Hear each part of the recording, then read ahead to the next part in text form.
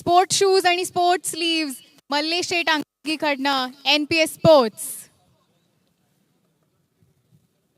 आणि आपली class batting दाखवण्यासाठी क्लास बॅट NBSF तर्फे निलेश भिंताडे स्पोर्ट्स फाउंडेशन.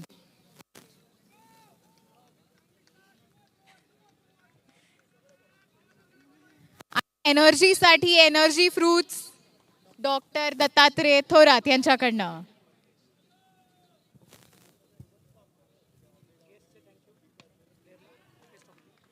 मान्यवरांचे खूप खूप धन्यवाद आणि प्लेयरला all the best.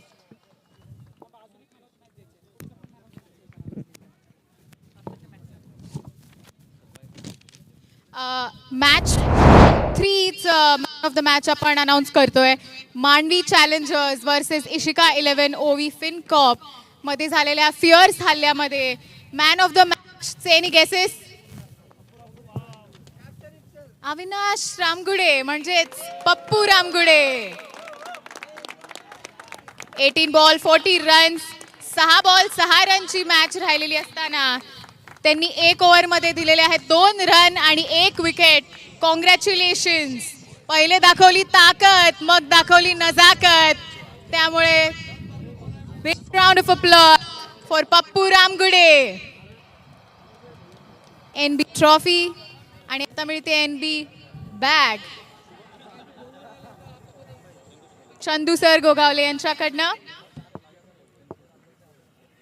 Smart watch आणि power bank for a smart player from RD contractor group. आणि एक सुंदर cap VS sports Sandesh Parte सरांकडनं.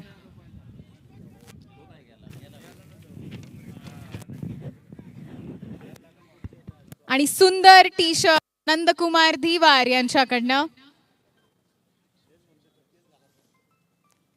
Sport shoes आणि sleeves Mallesh Shet Ankalgi NP sports यांच्याकडनं.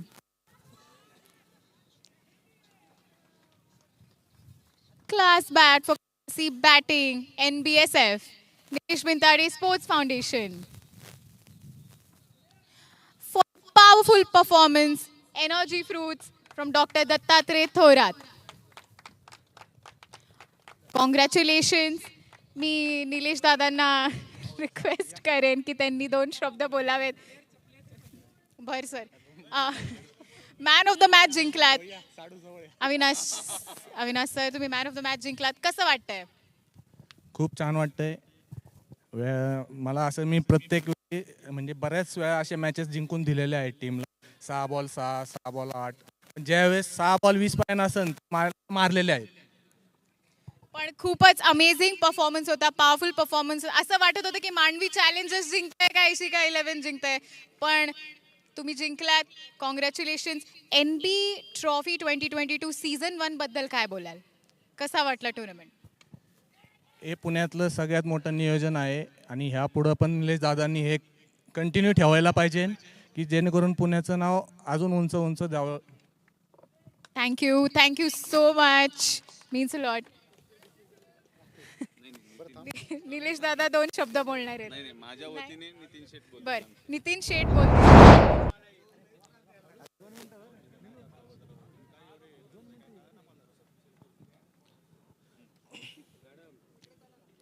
सर्व मान्यवरांचे, उपस्थितांचे, सर्व खेळाडूंचे, सर्व आयोजन समितीचे सर्वांचे आभार मानतो. आणि निलेश दादा भिंताडे स्पोर्ट्स वतीच्या वतीने मी सर्वांना हमी देतो. ही जी टुर्नामेंटचं पहिलं वर्ष आहे हे असंच आम्ही सालोसाल चालू ठेवू. धन्यवाद. आपल्याला खूप जास्त कमेंटेटर्स आणि ऑडियन्सनी सांगितलं की NB ट्रॉफी इंटरनॅशनल लेवल झालंय. निलेश दादा तुम्हाला काय वाटतं जेव्हा असे कौतुकास्पद कमेंट्स येतात? बोलायला आजपर्यंत मी मुंबई रायगड या ठिकाणी खूप मोठ्या प्रमाणात अशा टुर्नामेंट होताना बघितल्या होत्या. पण माझं एक इच्छा होती, माझं एक स्वप्न होतं की आपल्या पुण्यातल्या प्लेयरसाठी एवढा मोठा प्लॅटफॉर्म आणि एवढं मोठं नियोजन करायला पाहिजे. कारण आपण पुण्यातलं असल्यामुळे आपल्या मुलांसाठी हे करणं गरजेचं आहे आणि ही सुरुवात केलेली आहे. यापेक्षा नक्कीच अजून पुढे जाऊन खूप छान पद्धतीने करतील. Thank you so much sir. मी सचिन सरांना बोलवते.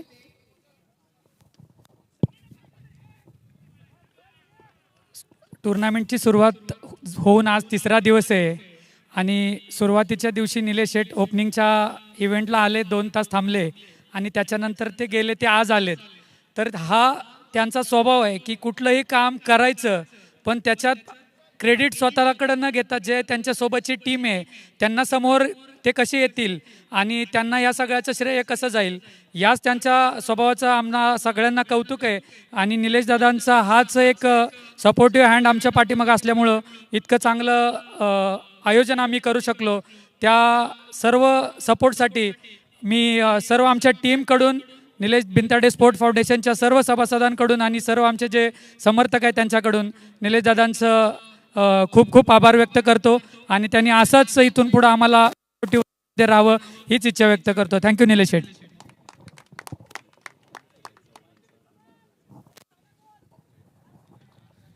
हे भव्य दिव्य आयोजन पार करताना जे निलेश दादा बिनताडे स्पोर्ट्स फाउंडेशनसाठी अहोरात्र झटणारे सचिन सर बाड, संदेश सर पार्टे, अफजल भाई आणि अजय सर, तसेच त्यांच्याबरोबर जे आमच्या मंडळाचे सर्व सभासद आहेत, श्री सुवर्णयुग तरुण मंडळ धनकवडी, सरकार ग्रुप धनकवडी, सिद्धिविनायक मित्र मंडळ, तसेच सर्व मित्रमंडळी आणि रॉयल फ्रेंड क्रिकेट क्लब यांच्या सर्व सहकार्याने निलेश दादा बिनताडे फाउंडेशनच्या या ज्या NB ट्रॉफीच्या मॅचेस आहेत या सर्व नियोजित व्यवस्थित सुरळीत पार पडत आहेत, त्याबद्दल सर्वांचे आभार.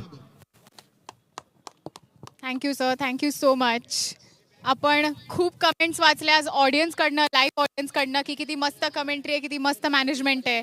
So it is a big success. Thank you so much. आता आपण फोटोग्राफीसाठी सगळ्या टीममेट्सना बोलवतोय. Over to the comment box. धन्यवाद धन्यवाद मॅम. आपण जाऊया NB ट्रॉफीतल्या या सामन्यामध्ये जो एक महामुकाबला होण्याची शक्यता आहे, कारण ज्यावेळी दोन्ही संघांना पहिल्या सामन्यात पराजित व्हावं लागलेलं आहे, हारकर जितने वाले को बाजीगर कहते हैं असं म्हणतात, आणि या दोन्ही संघांना बाजीगर होण्याची संधी या NB ट्रॉफीच्या प्लॅटफॉर्मने उपलब्ध करून दिलेली आहे. कारण दीपक दादा प्रतिष्ठान विरुद्ध शिरसाट स्पोर्ट्स या दोन्ही संघांनी आपला पहिला सामना पराजित झालेला आहे. एक इशिगा 11 संघाविरुद्ध आणि दुसरा कोणावर हरला होता,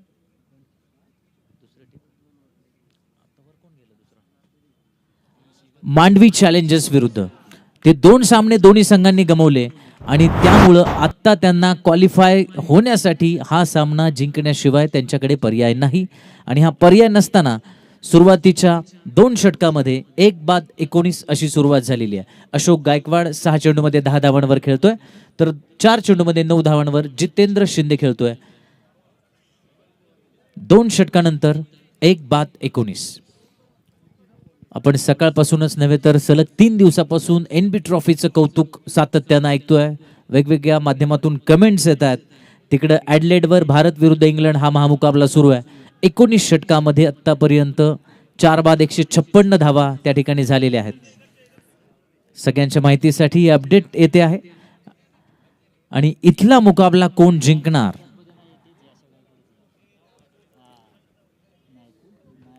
नितीन वाकडे. सुंदर चेंडू सरळ चेस्ट लेवलला येतोय. बॅकफुटला जाऊन फटका मारण्याचा प्रयत्न डीप स्क्वेअर लेगच्या दिशेनं. फटक्यामध्ये तेवढी ताकद नव्हती, टायमिंग अचूक नव्हतं, पण तरी देखील 2 धावा आरामात मिळत आहेत आणि या 2 धावांचा फायदा होतोय त्याच्या संघासाठी. जितूच्या नावावर या 2 धावा काउंट होत आहेत. संघाच्या धावा 21 फॉर लॉस ऑफ 1. अतिशय आकर्षक नियोजन आणि गेल्या अनेक महिन्यांपासून निलेश दादा भिंताडे यांनी त्यांचे सगळे सहकारी यांनी जी मेहनत घेतलेली आहे, जे परिश्रम घेतलेले आहेत आणि त्याची फळं गेल्या 3 दिवसांपासून आपण सगळेजण चाकतो आहोत. अत्यंत उच्च दर्जाचं प्रदर्शन प्रक्षेपण या स्पर्धेचं संपूर्ण ठिकाणी आपण बघतो आहोत आणि यूट्यूबच्या माध्यमातून यावेळी उचळी घेणारा चेंडू टोवर आदळतोय आणि मिस टाइम होतोय, पण तरी देखील क्षेत्ररक्षकापासून फार दूर सूर्याची किरण क्षेत्ररक्षकासाठी अडथळा ठरतायत. त्यामुळे सुरक्षित ठिकाणी चेंडू लँड होतोय. नो मॅन्स लँड या ठिकाणी चेंडू पडल्या कारणानं 2 धावा आरामात मिळतात. 23 धावा एकूण पूर्ण होतात. शिरसाट स्पोर्ट्स या संघानं नाणेफेक जिंकली आणि सुरुवातीला क्षेत्ररक्षण करण्याचा निर्णय घेतलेला आहे. दीपक दादा प्रतिष्ठान सुरुवातीला फलंदाजी करतोय. 1-23. अतिशय आकर्षक फटका, चांगली फलंदाजी, रनिंग बिटवीन द विकेट करण्याचा सातत्यानं प्रयत्न चालले. अशोक आणि जितेंद्र यांच्या दरम्यान एकच धाव मिळते. या दोन्ही संघांना आणखी एक सामना खेळावा लागणार आहे. त्याचं कारण जो संघ पहिला सामना पराजित होतो त्याला पुन्हा संधी मिळते, पण त्यानंतर मात्र एक सामना त्यांना एक्स्ट्रा खेळावा लागतो. पहिला सामना जिंकण्याचा, दुसरा सामना जिंकण्याचा फायदा आहे की त्यांना क्वार्टर फायनलमध्ये थेट प्रवेश मिळतो आणि सायंकाळच्या सत्रामध्ये आपल्याला तो सामना बघायला मिळणार आहे.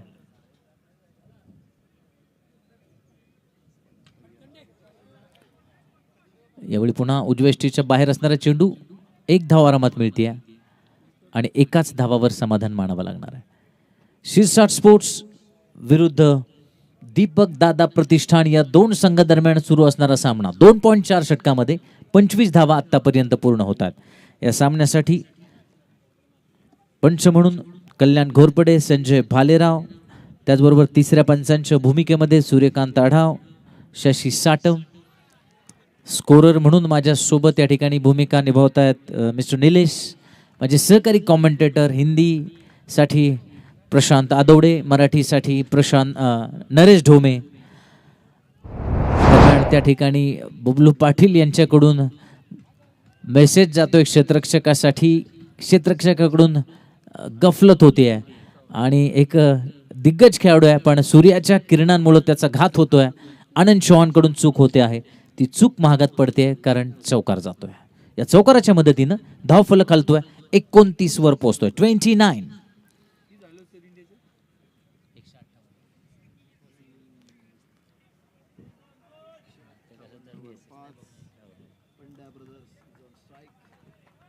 तीन षटकांचं खेळ पूर्ण झालेला आहे. 1-32. 10 धावांची सरासरी प्रति षटकामागे राखण्यात यश मिळालेलं आहे दीपकदादा प्रतिष्ठान संघाला. त्यामुळे प्रोजेक्टेड स्कोर जर आपण बघितला तर पुन्हा एकदा तोच आकडा आणि त्या आकड्याभोवती ही स्पर्धा फिरते आहे असं मला वाटते. 80 धावांचा आकडा, म्हणजे एक तर 75 होवोत किंवा 85 होवोत, पण 80च्या आसपास हा खेळ फिरत राहतो. या अगोदरच्या मॅचमध्ये आपण बघितलं 77 धावा बचावात्मक करणं कठीण होतं, पण ते करून दाखवलं निहालच्या संघानं, इशिका संघानं. खरं तर त्यांच्यामध्ये अडथळा ठरला होता. निलेश पिंजारेने ज्या पद्धतीनं पत्ते फेकले होते, ज्या पद्धतीनं फटकेबाजी केली होती, पण शेवटच्या क्षणी अविनाश रामगुडेनं आपल्या संघाला पहिलं तिरी नेलं आणि विजय मिळवून दिला होता. अशीच आकर्षक मॅचेस आपल्याला इथून पुढे बघायला मिळतील. जशी जशी स्पर्धा, पहिली मॅच असते आपण बघतो की कोणाचा लय लागत नाही, कोणाचा रिदम मिळत नाही, कोणाचा थोडंसं मिसमॅच असतं. पण दुसऱ्या मॅचमध्ये प्रत्येक टीमला अंदाज आलेला असतो की आपल्याला काय करायचं, इथे ग्राउंड काय आहे, विकेट काय आहे, समोरची टीमची स्ट्रेंथ काय आहे, आणि मग प्लॅन्स होतात व्यवस्थित. संगणक सगळ्या गोष्टी चांगल्या प्रकारे हाताळतो. आपण तेच बघितलं अविनाश रामगुडेने. खरं तर शेवटचं षटक टाकायला मी अविनाश रामगुडेला खूप कमी वेळा बघितले, मात्र या स्पर्धेमध्ये त्यानं ज्या पद्धतीने बॉल हातात घेतला, निलेश पिंजारीला एक बॉल डॉट काढला, नंतर त्याची विकेट काढली आणि खूप चांगली षटक ते एंड केलं. तर हे सगळं काही असं आपण म्हणतो ना चमत्कारिक होतं, तो बघायला मिळाला इथे. अगदीच सर, नक्कीच चमत्कार बघायला मिळाला अविनाशकडून आणि त्यांनी आपल्या संघाला सुरक्षित पुढच्या फेरीमध्ये नेऊन ठेवलेलं आहे. आशिष शिंदे पहिल्या चेंडूवर 1 धाव मिळते. डीप मिड विकेटच्या दिशेने मिळालेली ही धाव 31वी ठरती आहे. 10 धावांची सरासरी राखण्यात यश मिळालेलं आहे. अशोक गायकवाड आणि जितेंद्र शिंदे एका भागीदारी करण्याच्या प्रयत्नामध्ये 13 चेंडूमध्ये 22 धावांची भागीदारी झालेली आहे.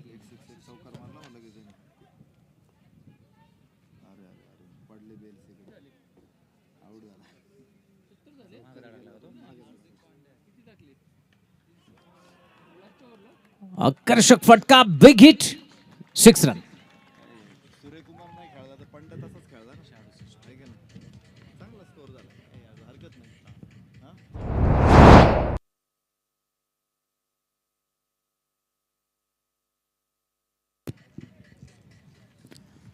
या आकर्षक षटकाराच्या मदतीनं 37 धावा होतात.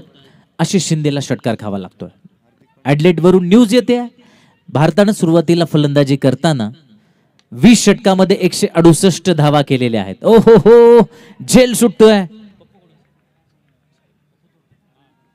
पप्पू तोडकरून फार कमी वेळात चुका बघायला मिळतात, पण पप्पू तोडकर कडून झालेली मोठी चूक एक झेल होता आणि पप्पू सारख्या खेळाडूला झेल होण्यासारखा होता, तो झेल सुटतोय. जीवदा एक अशी गोष्ट आपण बघू, एक वेळ शशी थरूर कडून स्पेलिंग चुकेल किंवा न्यूटन कडून गणित चुकेल, पण मला असं वाटायचं की पप्पू तोडकर कडून कॅच सुटणार नाही.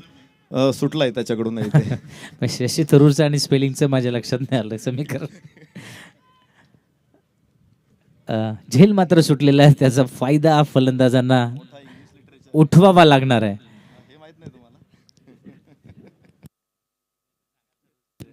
यावेळी मोठा गॅप आहे, कव्हर होतो का नाही, नाही, सीमा चिरली, गॅप भेदला आणि चौकार. मागच्या सामन्यामध्ये प्रभावित केलं होतं आशिष शिंदेने. एक षटक त्याचं वगळलं तर अगोदर खूप चांगली गोलंदाजी केली. या सामन्यात मात्र पहिल्या चेंडूपासून त्याला मार खावा लागतोय आणि वेगानं धावा वाढताय. धाव फलक पोहोचतोय 42 वर, 42. चौथ्या षटकामध्ये 42. एक मोठी भागीदारी जितेंद्र शिंदेच्या द्वारा.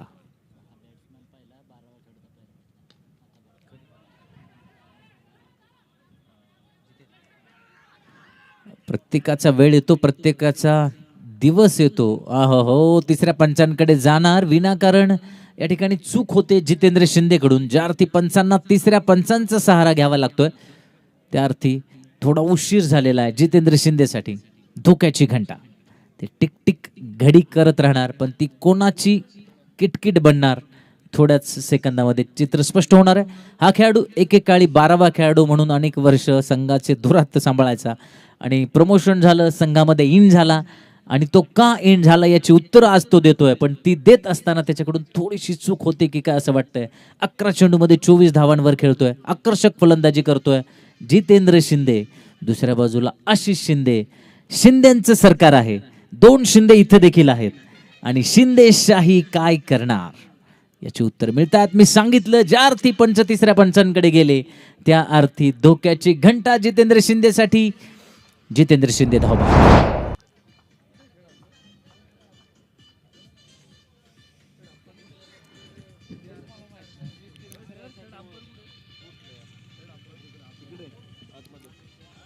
तिसऱ्या पंचांचा निर्णय या ठिकाणी येतोय धावबाद आणि यांना पुन्हा एकदा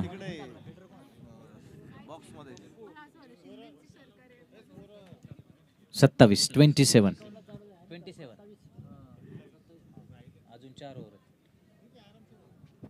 3.5 षटकामध्ये 2 बाद 43 ही धावसंख्या.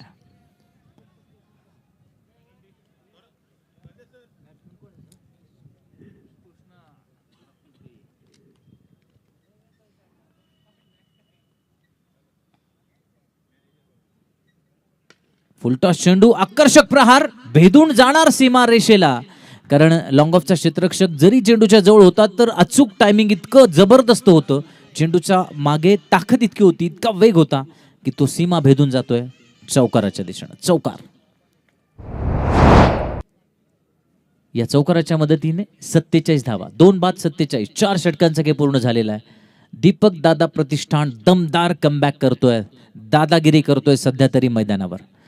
शिरसाट स्पोर्ट्सने नाणेफेक जिंकून क्षेत्ररक्षण करण्याचा निर्णय घेतलेला आहे. टफ विकेट आहे, कोणत्या क्षणी कोणत्या संघाचा घात होईल याचा काही नेम नाहीये, त्यामुळे अचूक टप्प्यावर मारा करणारे गोलंदाज यशस्वी ठरतायत, तर धीरोदत्तपणे फलंदाजी करणारे फलंदाज यशस्वी ठरतायत. आणि हा ऊन सावल्यांचा खेळ या दोन्ही संघांच्या दृष्टीनं अत्यंत महत्त्वाचा आहे, कारण दोन्ही संघांना पहिल्या सामन्यात पराजित व्हावं लागलेलं आहे. त्यामुळे या सामन्यात कोणाचं पारडं जड ठरतंय हे पाहणं रंजक आहे. ही कहाणी रंजक आहे. कृष्णा सातपुते या ठिकाणी स्ट्राईकवर आहे. ही कहाणी रंजक यासाठी आहे की कृष्णा सातपुते आज उशिरा फलंदाजीला आलेला आहे आणि हेच या स्पर्धेचं, या सामन्याचं वेगळं वैशिष्ट्य आहे की हा नियमित सलामीला येणारा खेळाडू आज उशिरा खेळायला येतोय. या अगोदर स्ट्रॅटेजी बदलली जाते. या अगोदरच्या मॅचमध्ये 25 धावांवर तो खेळत असताना समोरून त्याला पाहिजे तितकी साथ मिळत नव्हती. या मॅचमध्ये मात्र स्वतःच तो 3 गडी बाद झाल्यानंतर मैदानामध्ये आलेला आहे, 4 षटकं पूर्ण झाल्यानंतर मैदानामध्ये आलेला आहे.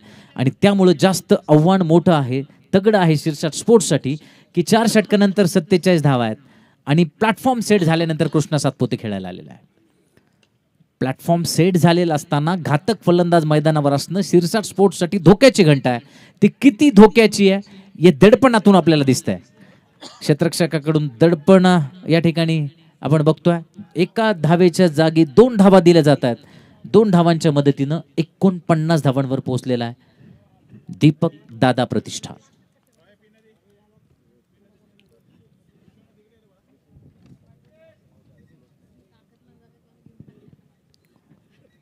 दीपक दादा प्रतिष्ठान 49 धावांवर आहे.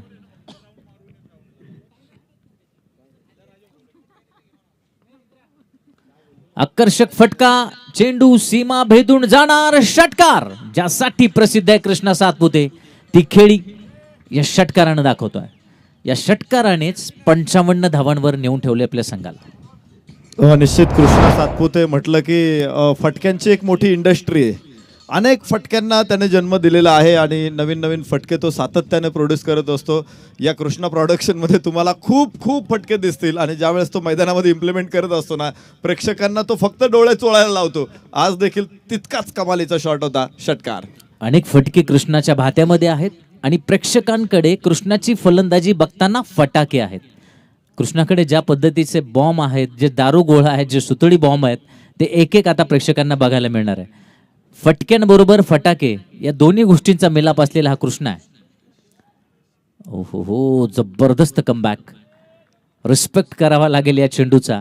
ज्या पद्धतीनं चेंडू टाकला, कृष्णानं षटकार मारल्यानंतर लोकेशचा अप्रतिम चेंडू, जकडून ठेवणारा, बांधून ठेवणारा, जागेवर खेळणं काय म्हणतात त्याचं उत्तर देणारा हा चेंडू होता लोकेशचा. खेळून ठेवला या चेंडूवर, अप्रतिम टप्प्यावर मारा केलेला.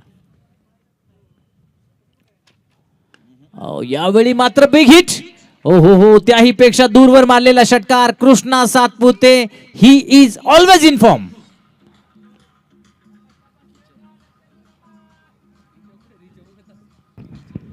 लोकेशकडं अनुभव सुद्धा आलेला आहे, कारण गेल्या वर्षभरापासून मी सातत्यानं त्याला खेळताना बघतो. अगोदरचा चेंडू त्याने शॉर्ट ऑफ लेन टाकला होता उजव्याच्या बाहेर. कृष्णानं फटका मारायचा मूड सोडून दिला होता, जाऊन दिला चेंडू यष्टीरक्षकाकडे. परंतु पुढचा चेंडू लोकेशने स्लॉटमध्ये टाकला आणि असा चेंडूमध्ये कृष्णासाठी ती पंचपक्वान्नाची मेजवानी असते आणि तो स्वतःही घेतो, प्रेक्षकांनाही देतो. षटकार. कृष्णा सातपुते फॉर्ममध्ये आलेला आहे असं म्हणायची गरज पडत नाही, कारण तो 12 महिने फॉर्ममध्ये असलेला खेळाडू आहे. त्या खेळाडू समोर चुका करणं गोलंदाजासाठी प्रचंड महागात ठरतं. एक अप्रतिम गोलंदाज असताना देखील हलकीशी चूक त्याला 6 धावा मोजायला लावते. पुन्हा फटका, यावेळी मात्र थोडासा मिस टाइम. सीमा भेदणार की नाही? नाही, सीमा रेषेच्या फक्त 1.5 फूट आतमध्ये झेल टिपला जातोय. बदला घेतोय लोकेश, कृष्णा सातपुतेला बाद करतोय. क्या बात आहे. खूप लवकर कमबॅक केलं लोकेशने. खरं तर अगोदरच्या जे स्लॉटमध्ये चेंडूवरती मार पडल्यानंतर त्याने पुन्हा एकदा एक आपटला चेंडू आणि पूल करण्याचा प्रयत्न होता कृष्णाचा. वरची कड लागली बॅटची आणि सीमारेषेवरती कोणती चूक केली नाही क्षेत्ररक्षकाने. मला वाटतं लोकेशचं इथं श्रेय हा विकेट मिळवण्यामध्ये. याला म्हणतात क्रिकेट, याला म्हणतात रंग, आणि हाच रंग पाहण्यासाठी आपण सगळेजण इथं आहोत. त्याचं कारण आहे की हा जो ऊन सावल्यांचा खेळ आहे हा सातत्यानं आपल्याला या ठिकाणी पाहायला मिळणार आहे. कृष्णानं 2 षटकार मारले, लगेच ताबडतोब त्याचा बदला घेतला, तंबूमध्ये त्याला धाडलं. लोकेशने पुन्हा सामन्यात रंग भरले. पण जो आकडा आपण सर सुरुवातीपासून चर्चा करतो आहोत की 80 धावांच्या आसपास हा जो आकडा सगळ्यांच्या मनामध्ये होता तो आता पार होण्याची दाट शक्यता आहे. 4.5 षटकं झालेली आहेत, 61 धावा फलकावर लागत आहेत आणि मला वाटते मोठ्या धावसंख्येच्या दिशेनं वाटचाल असताना दिलेला हा जो ब्रेक थ्रू आहे तो महत्त्वाचा, इम्पॉर्टंट आहे. कारण हा ब्रेक थ्रू तारेल की नाही शिरसाट स्पोर्ट्सला येणाऱ्या काळात स्पष्ट होईलच. पण लोकेशनं हा ब्रेक थ्रू देऊन या ठिकाणी धावा रोखण्याचे एक संकेत दिलेले आहेत. ते संकेत कितपत खरे ठरत आहेत मयूर कारंडे, अशोक गायकवाड या दोघांच्या फलंदाजीमधून आपल्याला बघायला मिळणार आहे. मजा येणार आहे. पुढचे 19 चेंडू पाहताना 19 चेंडूमध्ये नक्की किती भागीदाऱ्या जमणार, किती धावा जमवणार, हे खेळाडू हे पाहणं रंजक असणार आहे, ही कहाणी रंजक असणार आहे. सुंदर चेंडू, रिस्पेक्ट दिला, खेळून काढला, सेन्सिबल क्रिकेट. एकेरी धाव घेणं पसंत केलं. उजव्या एष्टीवर उसळी घेणारा चेंडू शॉर्ट कव्हरच्या दिशेनं खेळला, 1 धाव मिळवली. षटक संपलं 5वं. 5 षटकांचा खेळ पूर्ण झाला. 5 षटकानंतर 3 बाद 62. अत्यंत आकर्षक खेळाडू, ज्यांच्याकडे अफलातून क्रिकेट आहे, असे अनेक अष्टपैलू खेळाडू या NB ट्रॉफीमध्ये आपण बघतोय. ऑक्शन झाल्यापासूनच उत्सुकता होती या स्पर्धेची. सबंध महाराष्ट्रामध्ये उत्सुकता आहे, कारण महाराष्ट्रातली सगळी मैदानं ज्या ज्या खेळाडूंनी गाजवली, महाराष्ट्राच्या बाहेरची मैदानं गाजवली, ते सगळे खेळाडू या स्पर्धेमध्ये खेळत आहेत. आणि म्हणून NB ट्रॉफीचं एक वेगळं महत्त्व आहे, खास करून ती पुण्य नगरीमध्ये घडते आहे आणि म्हणून त्याचं एक वेगळं महत्त्व आहे. मला वाटतं बॅटिंग पॉवर प्ले या ठिकाणी त्याचे संकेत पंच देताना, पंच अत्यंत अनुभवी पंच म्हणून या सामन्यासाठी पंचगिरी करतात. त्या सगळ्या पंचांचं जे मंडळ आहे त्या कमिटीचं देखील विशेष कौतुक करावं लागेल. मामा, आपण बघू शकतो की बॅटिंग पॉवर प्ले नेहमी फलंदाज ज्यावेळेस सेट झालेले असतात त्यावेळेस घेतात, पण मयूर कारंडे नवीन आहे. अशोक गायकवाड मात्र खूप चांगला फॉर्ममध्ये, विशेष म्हणजे अशोक गायकवाड फॉर्ममध्ये असून नॉन स्ट्राईक एंडला आहे. नवीन खेळाडू स्ट्राईक एंडला असं असताना जो बॅटिंग पॉवर प्ले घेतलाय, काय योजना असतील त्या पाठीमागे? त्यामागे हीच योजना असणार आहे की एकतर धावांचा वेग जो वाढलेला आहे तो कुठल्याही परिस्थितीत कमी होऊ द्यायचा नाहीये. दुसरी गोष्ट की मयूरला हे फटके मारणं सोपं जावं, पॉवर प्ले भेदले जावेत. पॉवर प्लेच नाही तर त्यांनी सीमा पण भेदलेली आहे आणि पॉवर प्लेचा जबरदस्त फायदा सकारात्मक त्याला झाला. षटकार. खूप चांगलं क्रिकेट बऱ्याच दिवसापासून आम्ही बघतोय मयूर कारंडे खेळतो. विशेष म्हणजे पहिल्या बॉलपासून तो मोठ्या फटक्यांची क्षमता ठेवतो, त्याची उंची मोठी आहे, त्याच्याकडं ताकद खूप चांगली आहे आणि विशेष म्हणजे मेहनत घेणारा हा खेळाडू आहे. नेहमी शांत असतो परंतु मैदानामध्ये खूप ॲक्टिव्ह असतो. पहा काय सुंदर फटका त्याने खेळला, हाफ व्हॉली बनवलं चेंडूला आणि बेकून दिला डीप मिडविकेटच्या डोक्यावरून 6 धावांसाठी. ॲडलेडमध्ये भारतीय संघाच्या धावा झाल्या 168 आणि NB ट्रॉफीमध्ये या मैदानावर दीपक दादा प्रतिष्ठानच्या धावा झाल्या 68. 3 बाद 68, 68.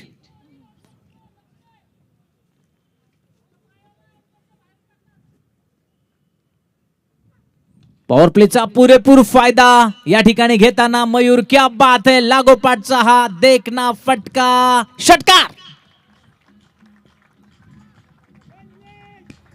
खरं तर 2 टोकं होती. पहिला चेंडू मिड विकेट स्क्वेअर लेगच्या मध्ये आणि दुसरा चेंडू इनसाइड आउट डीप लॉंग ऑफच्या डोक्यावरून. मयूर कारंडेची खासियत आहे बॉटम हँडचा, काय सुंदर वापर त्याने इथे केला आणि फेकून दिला चेंडू लॉंग ऑफच्या डोक्यावरून. सुंदर, अतिसुंदर, शानदार षटकार. सर, मला हे 2 षटकार बघितल्यावर युवराज सिंगची आठवण झाली. स्टुअर्ट ब्रॉडला ज्या पद्धतीनं 6 चेंडू 6 षटकार मारले होते त्यावेळची आठवण जागी करणारे हे 2 षटकार होते. क्या बात है, पुन्हा एकदा अफलातून टायमिंग, पण यावेळी मात्र सीमारेषेच्या आत चेंडू असणार. 1 बाउन्स फॉर 4, चौकार. हो, जबरदस्त फलंदाजीचे प्रदर्शन मयूर कारंडेकडून. एखादा फलंदाज पॅव्हेलियन मध्ये सेट होतो आणि मैदानामध्ये येऊन अशी फलंदाजी करू शकतो. खरं तर मी चर्चा करत होतो की मयूर कारंडे नवीन आहे, तो पहिला बॉल फेस करतोय आणि बॅटिंग पॉवर प्ले का घेतला, परंतु तो का घेतला मयूर कारंडेला माहिती आहे की मी पहिल्या बॉल पासून शॉट खेळू शकतो आणि तो तिथे यशस्वी ठरलेला आहे. ही स्ट्रॅटेजी असते प्रत्येक टीमची. इथे मयूर कारंडे सक्सेसफुल. ही स्ट्रॅटेजी कामयाब ठरते आहे.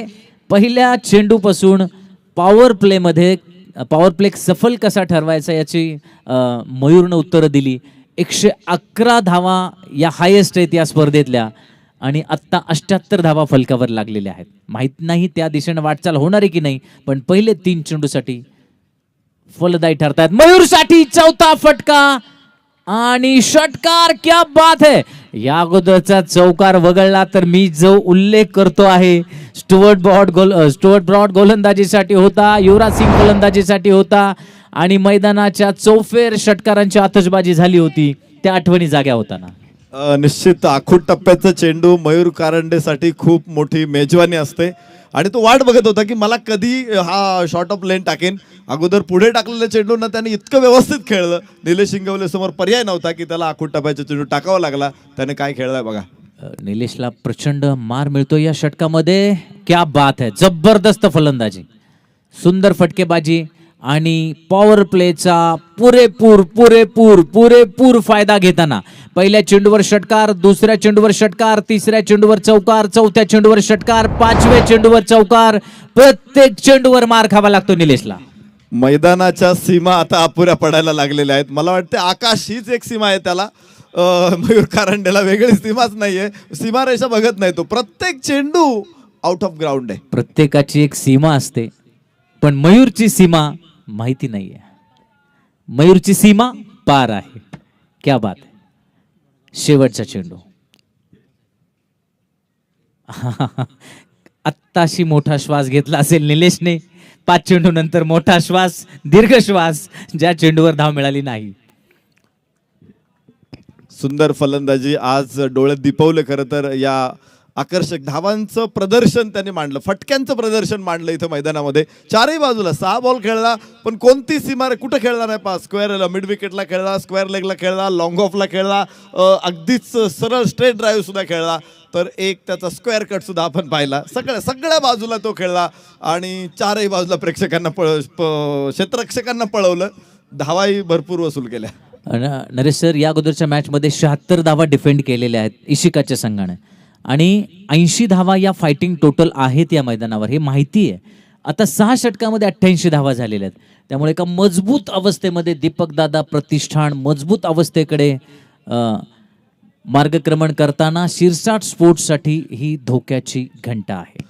निश्चित बबलू पाटील संघनायक आहे, कृष्ण सातपुते एका बाजूने संघनायक आहे. दोन्ही चांगले मित्र आहेत, एकमेकांच्या समोर उभे राहिलेले आहेत आणि दोघांनी एकमेकांच्या संघाचा खूप चांगला अभ्यास केलेला असणार आहे. पण ज्या पद्धतीनं आज जितेंद्र शिंदे खरं तर त्यानं आज सुरुवात चांगली करून दिली, चांगली फलंदाजी दाखवली. त्यानंतर दादा गायकवाड शांतपणे आज वेगळ्याच अवतारामध्ये आम्हाला बघतोय. म्हणजे नेहमी तो भगतसिंग असतो, आज गौतम बुद्धाचं रूप घेऊन मैदानामध्ये आहे दादा गायकवाड. 10 चेंडूमध्ये 22 धावा. मयूर कारंडे मात्र काय कमालीची फलंदाजी मैदानामध्ये दाखवली. दे माय धरणी ठाय, प्रत्येक चेंडू फक्त फोडून काढलाय मयूर कारंडेनं. नक्कीच 7 चेंडूमध्ये 27 धावांवर खेळतोय मयूर, तर दुसऱ्या बाजूला अशोक दादा गायकवाड 10 चेंडूमध्ये 22 धावांवर.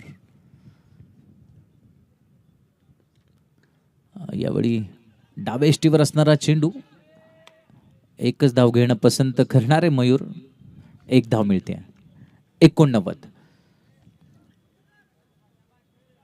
89. सर काय वाटतंय, उरलेले 11 चेंडू बाकी आहेत, किती धावांची टोटल होईल असं तुमचं व्यक्तिगत मत? निश्चित मयूर तर पांढऱ्या घोड्यावर स्वार झालेला आहे. अशा परिस्थितीमध्ये त्याला रोखणं म्हणजे निश्चित जसं उधळलेलं वारूला अडवणं अवघड आहे, तितकीच अवघड गोष्ट आहे. मजा येईल बघायला पुढच्या 5 चेंडूमध्ये मयूरचे फटके. आणि लोकेश सुद्धा तितकाच कसलेला गोलंदाज आहे. कृष्णाला त्याने अडवलंय, तर मयूरला कसं अडवतं हे पाहणं सुद्धा मनोरंजक ठरणार आहे. आता टोटल काय असणार आहे हे प्रेडिक्शन कदाचित मी करणार नाही, मात्र 105 वगैरे स्कोअर असू शकतो. उधळलेल्या वारूला रोखणं जितकं कठीण आहे तितकंच सध्या मयूरला रोखणं कठीण आहे. Sensible cricket. या अगोदरचे षटक फोडून काढलं, पण लोकेश अप्रतिम गोलंदाज आहे आणि रिस्पेक्ट या अर्थानं की चांगल्या चेंडूला सन्मानजनक खेळून काढणं, एकेरी धाव घेणं हे शहाणपणाचं लक्षण आहे, ते मयूर दाखवतोय. मला वाटतं दादा गायकवाडला बॅट बदलायची. आपण तेंडुलकरला सुद्धा बॅट बदलताना बघितलं बऱ्याच वेळा. तो सुरुवातीला जड बॅटने खेळायचा, शेवटच्या स्लॉग ओव्हर्समध्ये हलकी बॅट घेऊन खेळायचा. पण इथे दादा गायकवाडनं बॅट कशी आणली असेल आता मैदानामध्ये. टेनिस बॉल क्रिकेटच्या बॅट्स आपण बघितल्या तर साधारणतः बॅट मला वाटतं इथे अल्ताफभाई होते सकाळी, ते बॅट बनवतात. खास करून वेगवेगळ्या प्रकारच्या प्रक्रिया त्यांनी बॅटवरती आणल्या. विशेषतः थर्मल प्रक्रिया जी असते, बॅट भट्टीमध्ये तापवली जाते, 100-1 ग्रॅम उतरवली जाते बॅट. आणि पूर्वी 1000 ग्रॅमची बॅट खेळाडू वापरायचे, आता तर 850-900 अशा ग्रॅमच्या वजनाच्या बॅटची मागणी असते. मला वाटते आता दादा गायकवाडने काय केलं असेल, मॅच संपल्यानंतर जाणून घेऊ आपण की हलकी घेतली की जड घेतली, पण प्रत्यक्षात काय होईल ते बघा आता. 6.2 षटकामध्ये 3 बाद 90 ही धावसंख्या आहे. जोरदार फटका मारायचा प्रयत्न होता. द्वारकानाथ संजयगिरी यांनी एक पुस्तक लिहिलेलं आहे गोलंदाजी. त्या पुस्तकामध्ये त्यांनी फार सुरेख वर्णन केलेले प्रत्येक भारतीय फलंदाजाच्या खेळीचं. म्युझिक आणि क्रिकेट याचं नातं जोडणारं ते पुस्तक आहे आणि अफलातून लिखाण त्यांनी केलेलं आहे. ते त्यामध्ये असं म्हणतात की सचिन तेंडुलकरचा तुम्ही उल्लेख केला, मगाशी सेहवागचा काही वेळापूर्वी उल्लेख केला होता म्हणून मला ते आठवलं. ते असं उल्लेख करतात की सचिन तेंडुलकरची फलंदाजी पाहणं म्हणजे लता मंगेशकरची गाणी ऐकण्यासारखं आहे. ती सातत्य, ती संततधार त्यामध्ये आहे. आणि आत्ता जो फटका या ठिकाणी आपण बघतोय, एक आक्रमक अशोकच्या बॅटमधून निघालेला षटकार जो त्याला 29 धावांवर आणि त्याच्या संघाला 96 धावांवर नेतोय. ही फलंदाजी होती वीरेंद्र सेहवागची. तदनंतर आता हार्दिक पांड्या आहे, सूर्यकुमार हे फलंदाज आहेत. पण सचिन तेंडुलकरची फलंदाजी, विराट कोहलीची फलंदाजी ही लता मंगेशकरच्या गाण्यासारखी आहे. तर दुसऱ्या बाजूला ते असं लिहितात की वीरेंद्र सेहवाग म्हणजे एखादी महाराष्ट्राची खणखणीत लावणी आणि वीरेंद्र सेहवागची फलंदाजी या दोन्हीमध्ये साम्य आहे. आता सूर्यकुमार म्हटल्यानंतर तुम्ही पॉप रॅप वरती याल. एक्झॅक्टली, मी तेच म्हणणार होतो. आज हार्दिक पंड्या काय खेळलाय. त्यामुळं रॅप गावा लागेल, पॉप म्हणावं लागेल, सगळं वेस्टर्न म्युझिक म्हणजे आजचे हे खेळाडू आहेत आजच्या सदीमधले. परवाच विराट कोहलीचा एक एपिसोड मी बघितला. त्या विराट सांगत होता की मी माझ्या मोबाईलमध्ये म्हणजे आयपॅडमध्ये माझ्या फक्त पंजाबी गाणी, पण तुम्ही हार्दिक पंड्याचा आयपॅड जर बघितला त्यात सगळी इंग्लिश गाणी आहे, ज्याला एकही इंग्लिश शब्द कळत नाही, पण त्या धूनवरती तो मस्तीच जगत असतो. नाही, म्युझिक मध्ये ती ताकद आहे. आकर्षक फटका मयूरच्या बॅटमधून निघालेला, आणखी एक घणाघाती फटका जो जातोय चौकाराच्या दिशेने. चौकार, आणि या चौकाराच्या मदतीनं धावफलक पुन्हा वेगाने हलतोय. तो पोहोचलेला आहे 101 वर. या चौकाराने सेंचुरी पार केलेली आहे, शतक पूर्ण झालेलं आहे. दीपक दादा प्रतिष्ठानने अक्षरशः मैदानावर दादागिरी चालवलेली आहे. ही दादागिरी 101 धावांची आहे. आकर्षक चौकार आपण या ठिकाणी बघितलेला. 7 षटकानंतर 3 बाद 101. त्यामुळे तुम्ही जे प्रेडिक्ट केलेलं आहे 105, अर्थात ते क्रॉस होण्याची शक्यता आहे. शेवटचे 6 चेंडू बाकी आहे. संगीत शक्ती है ईश्वर की, हर स्वर में बसे है राम, हर रागी जो सुनाए रागिनी, हर रोगी को मिले आराम. त्यामुळे संगीतामध्ये जी शक्ती आहे, आणि त्यामुळे तुम्ही जे सांगितलं की इंग्लिश त्याला काही कळत नाही, पण इंग्लिश गाणी त्याच्याकडे आहेत. त्याचं कारण ते आहे की म्युझिक ही अशी गोष्ट आहे की ती कुठल्याही भाषेमध्ये बांधली जात नाही. म्युझिकमध्ये ती ताकद आहे. प्रत्येक दुःखावरची फुंकर म्हणजे म्युझिक आहे. आणि म्हणून गेल्या काही वर्षांपासून हे जो डीजे आपण ऐकतोय त्याचं कारण पण तेच आहे. आपण म्युझिकल क्रिकेटचा एन्जॉय करतोय. आता शांत क्रिकेट संपलेलं आहे. त्यामुळं कॉमेंट्री मैदानामध्ये नसते, खेळाडूंना डिस्टर्ब नको, पण त्या ठिकाणी असणाऱ्या इतर सगळ्या गोष्टींचा आवाजच आज इतका आहे की त्या खेळाडूंना आता ती मानसिकता झालेली आहे की एवढं सगळं प्रेशर सहन करून आपल्याला परफॉर्मन्स दाखवायचा आहे. असा तसं नाही तर तो षटकार मारून दाखवायचा. मिड विकेटच्या दिशेने मारलेला देखणा षटकार.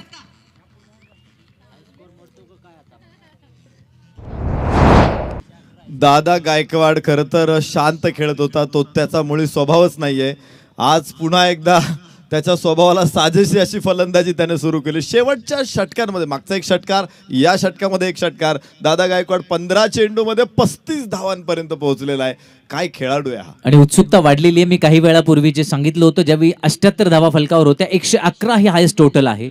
107 धावांवर ऑलरेडी पोहोचलेले आहेत. शेवटचं षटक चालू आहे. आणखी 4 चेंडू यानंतर पडणार. या चेंडूवर 2 धावा येण्याची शक्यता. एकूण धावा नोंदल्या जात आहेत 109, 109, 3 बाद 109. अजूनही 4 चेंडू बाकी. आणि याचा अर्थ असा स्पष्ट आहे की या स्पर्धेची हायस्ट टोटल दीपक दादा प्रतिष्ठान या संघाच्या नावावर नोंदली जाण्याची शक्यता आहे. निश्चित रेकॉर्ड हे मोडण्यासाठीच असतात आणि त्यामुळे एक मोठा रेकॉर्ड पुन्हा एकदा आज तिसऱ्या दिवशी या मैदानामध्ये स्टँड होईल. दादा गायकवाड समोर सामना आहे बबलू पाटील. रेकॉर्ड मोडण्यासाठी असतात. 2चा कॉल आहे, दुसरीसाठी धाव आहे आणि रेकॉर्डची बरोबरी केलेली आहे. 111, 111.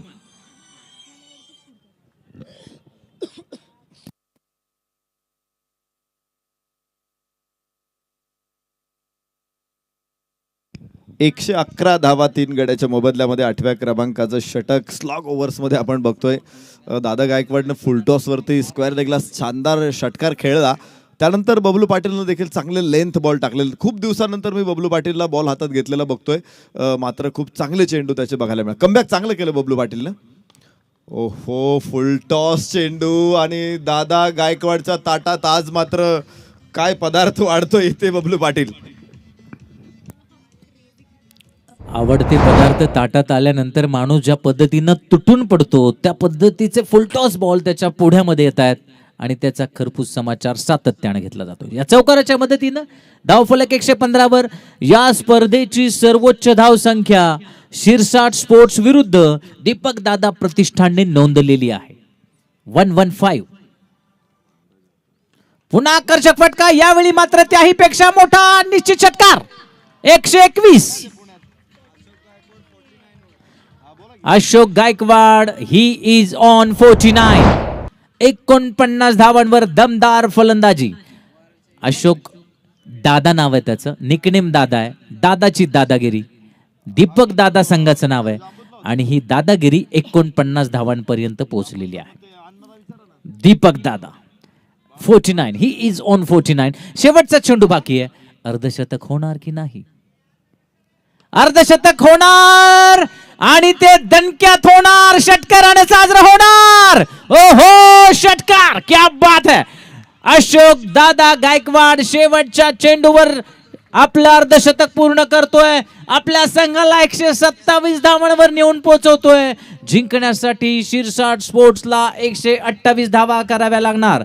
जबरदस्त फलंदाजी मयूर कारंडे, अशोक गायकवाड या दोघांची भागीदारी आपल्या संघासाठी फलदायी, यशदायी, जबरदस्त ठरते आहे आणि 128 धावांची गरज असणार दुसऱ्या इनिंग मध्ये. शिरसाट स्पोर्ट्स साठी आपण पुन्हा 2 मिनिटांनंतर या ठिकाणी भेटणार आहोत. दुसऱ्या इनिंग साठी 128 धावांची गरज. थँक्यू. निश्चित दादा गायकवाडची दादागिरी होती मैदानामध्ये. सलामीला आल्यानंतर शांत खेळला आणि योग्य वेळी त्याने गिअर बदलला आणि तो सामना देखील मोठ्या उंचीवरती नेऊन पोहोचला. एक मोठं टोटल समोर आहे शिरसाट स्पोर्ट्सच्या. या मॅच मध्ये पुन्हा एकदा मजा येणार आहे.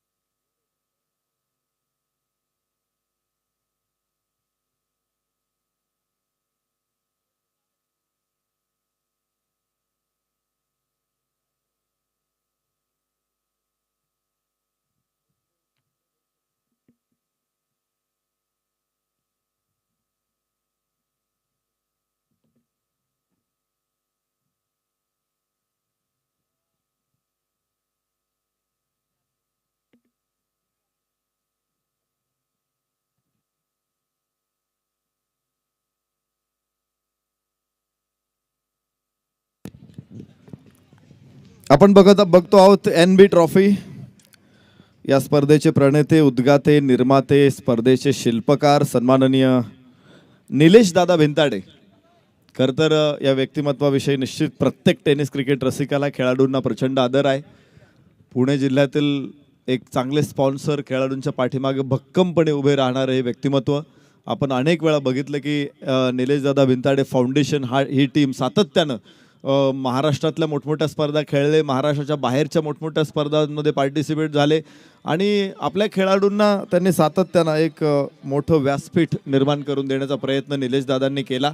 आणि विशेष म्हणजे अनेक स्पर्धा बाहेर होत असताना पुण्यामध्ये देखील अशी स्पर्धा व्हावी असा त्यांचा निश्चित त्यांच्या मनामध्ये होतं. संदेश पार्टे सर आणि सातत्यानं आपण पाहिलं की क्रिकेटसाठी ते परदेशात देखील खेळले, तिकडच्या स्पर्धा 10PL वगैरे स्पर्धांचा अनुभव घेतला, महाराष्ट्राच्या बाहेर देखील चांगल्या स्पर्धांचा अनुभव घेतला आणि पुण्यामध्ये देखील असंच एक मोठं नियोजन व्हावं अशी इच्छा. आणि त्यामुळं त्यांच्या संकल्पनेतून आज निलेश दादांनी एक चांगले स्पर्धेला मूर्त स्वरूप दिलं. आणि तुम्ही बघताय आज NB ट्रॉफी ही स्पर्धा कशी उभी राहते.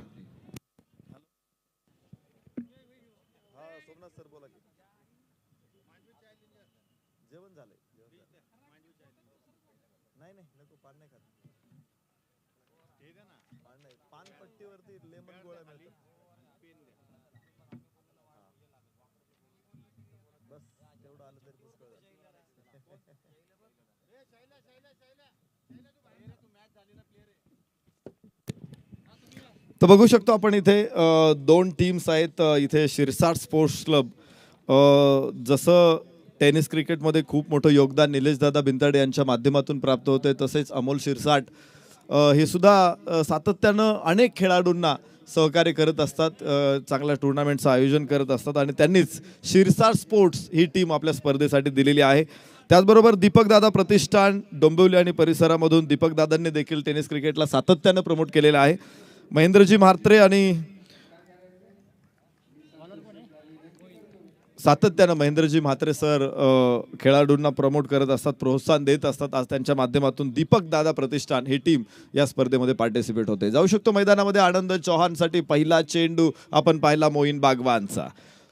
एक धाव घेतली, धावफलकाला सुरुवात झाली. बबलू पाटील, आनंद चौहान हे दोघंही आक्रमक खेळाडू मैदानामध्ये आहेत आणि गरज आहे मोठ्या फटक्यांची, कारण समोर आव्हान 129 धावांचं आव्हान आहे.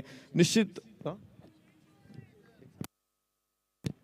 128 धावांचं आव्हान आहे, तर आता 127 धावा अजून अपेक्षित असतील. मोईन बागवान गोलंदाजी मार्कवरती चांगला गोलंदाज आहे आणि विशेष म्हणजे कारकिर्दीच्या शिखरावरती तो आहे. समोर बबलू पाटील,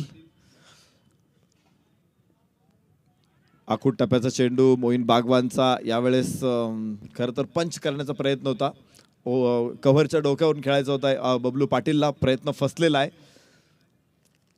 ज्यावेळेस मोठं टोटल तुम्हाला पार करायचे, सुरुवात देखील तितकी चांगली होणं अपेक्षित आहे, कारण प्रत्येक बॉलच्या पाठीमागं आस्किंग रन रेट हा महत्त्वाचा असणार आहे. तो जो आस्किंग रन रेट पुढे वाढत गेला तर मग मात्र अवघड परिस्थिती निर्माण होऊ शकते.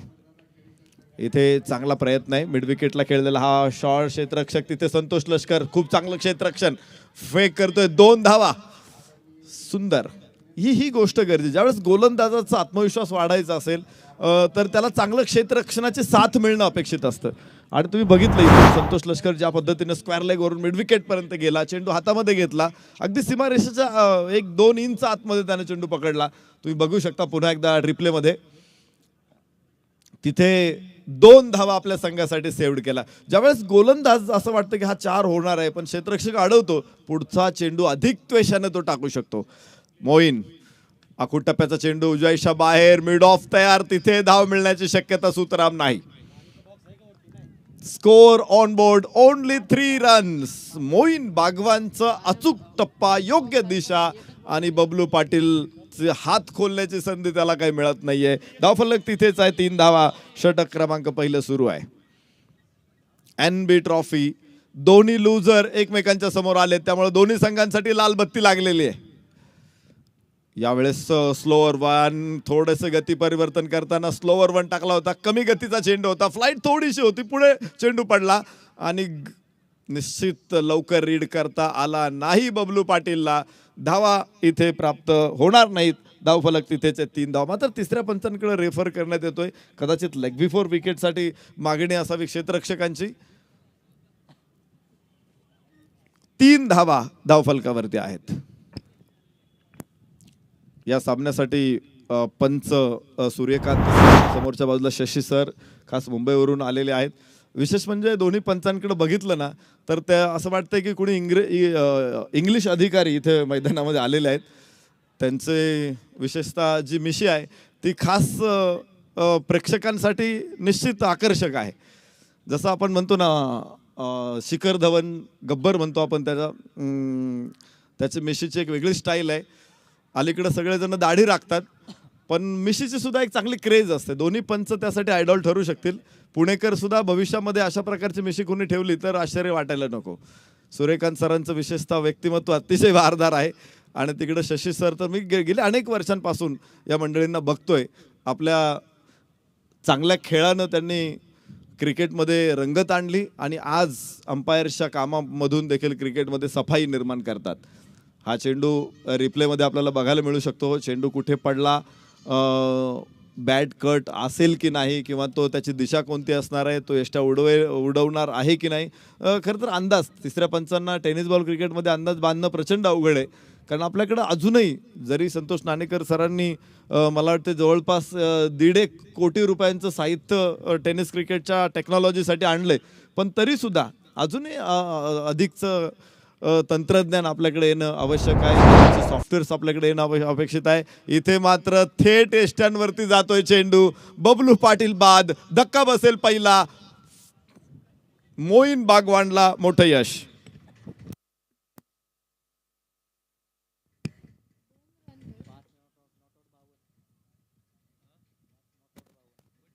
फिलहाल देखिए तो बहुत ही महत्वपूर्ण सफलता मोइन बागवान को मिलते भी 3 रन 1 विकेट के नुकसान पर Bablu Patil back to the pavilion चले गए, विकेट के सामने पाए गए। और नरेश सर, ये जो मैच है जिसमें कि आप एक बड़ा टोटल चेस कर रहे हैं, 125 रन चाहिए मैच जीतने के लिए, तो बबलू पाटिल का विकेट के ऊपर खड़ा होना बहुत जरूरी था। ज़्यादा क्रॉस के लिए क्रीज की गहराई में थे, ऑन साइड पर खेलने का प्रयास किया गया और बढ़िया गेंदबाजी मोइन बागवान द्वारा, शानदार गेंदबाजी कर रहे हैं और अपनी टीम के लिए पहला ब्रेक थ्रू इन्होंने दिलाया है। मोठं टोटल होतं खरं तर. 128 धावा म्हणजे मोठं टोटल आहे, रेकॉर्ड टोटल आहे. आणि असं टोटल डिफेंड करायचं म्हटल्यानंतर सुरुवात चांगली होती, चांगली पाहिजे होती. बबलू पाटीलनं बरेचसे चेंडू तो डॉट खेळला, काही चेंडूवरती धावा घेतल्या, मात्र बाद झाला. चांगला स्टार्टअप महत्त्वाचा आहे. 324 आपण इंग्लंडच्या चेस करत होतो, त्याच्या अगोदर नेटवेस्ट ट्रॉफीमध्ये मला वाटतंय एवढी टोटल मोठी होती. पण अशा परिस्थितीमध्ये 1 टू गो अशा परिस्थितीमध्ये तिथे स्टार्टअप खूप चांगला मिळाला होता. आत्ता तेच बघायचं आपल्याला की इथे चांगला स्टार्टअप मिळणं अपेक्षित होतं, मात्र बबलू पाटीलला पूर्ण कंट्रोलमध्ये मोईन बागवाननं ठेवलं. शेवटचा चेंडू या षटकातला असेल, केवळ 3 धावा धावफलकावरती. मोईन बागवान परत एकदा गोलंदाजी मार्कवर. शिरसाट स्पोर्ट्स विरुद्ध दीपक दादा प्रतिष्ठान अशी मॅच आपण बघतोय. उजव्या यष्टीच्या बाहेर टाकलेला चेंडू, खूपच बाहेर असावा, वाईडची घोषणा या ठिकाणी होते. एक अतिरिक्त धावफलकावरती नोंदवली जाईल. 4 धावा एका गड्याच्या मोबदल्यामध्ये. नितीन वाकळे, आनंद चौहान ही जोडी मैदानामध्ये आहे. शिरसाट स्पोर्ट्ससाठी खेळतायत दोन्ही फलंदाज. स्पर्धेमध्ये संघांची निवड ही ऑक्शनच्या माध्यमातून झालेली आहे. आपण सर्वांनी तो रंगारंग सोहळा देखील यूट्यूबवरून बघितलाय. इथे पाहायचंय, डावा पाय पुढे टाकला, बॅट आणि पॅड एकत्र आणली, मात्र चेंडूने हुलकावणी दिली. खूप चांगला चेंडू, ठरेल निर्धाव.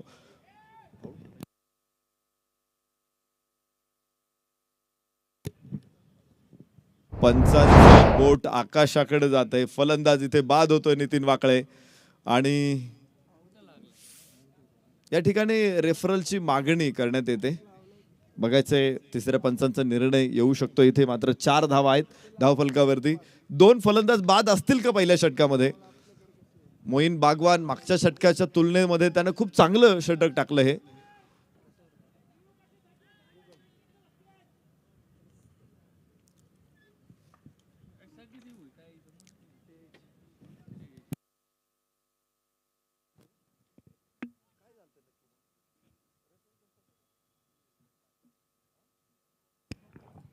पहले ओवर का खेल बिल्कुल समाप्त होता हुआ। पहले ओवर में मोइन बागवान ने बहुत ही बेहतरीन सदी भी गेंदबाजी की है और केवल 4 रन खर्च किए। सफल ओवर का खेल समाप्त हुआ।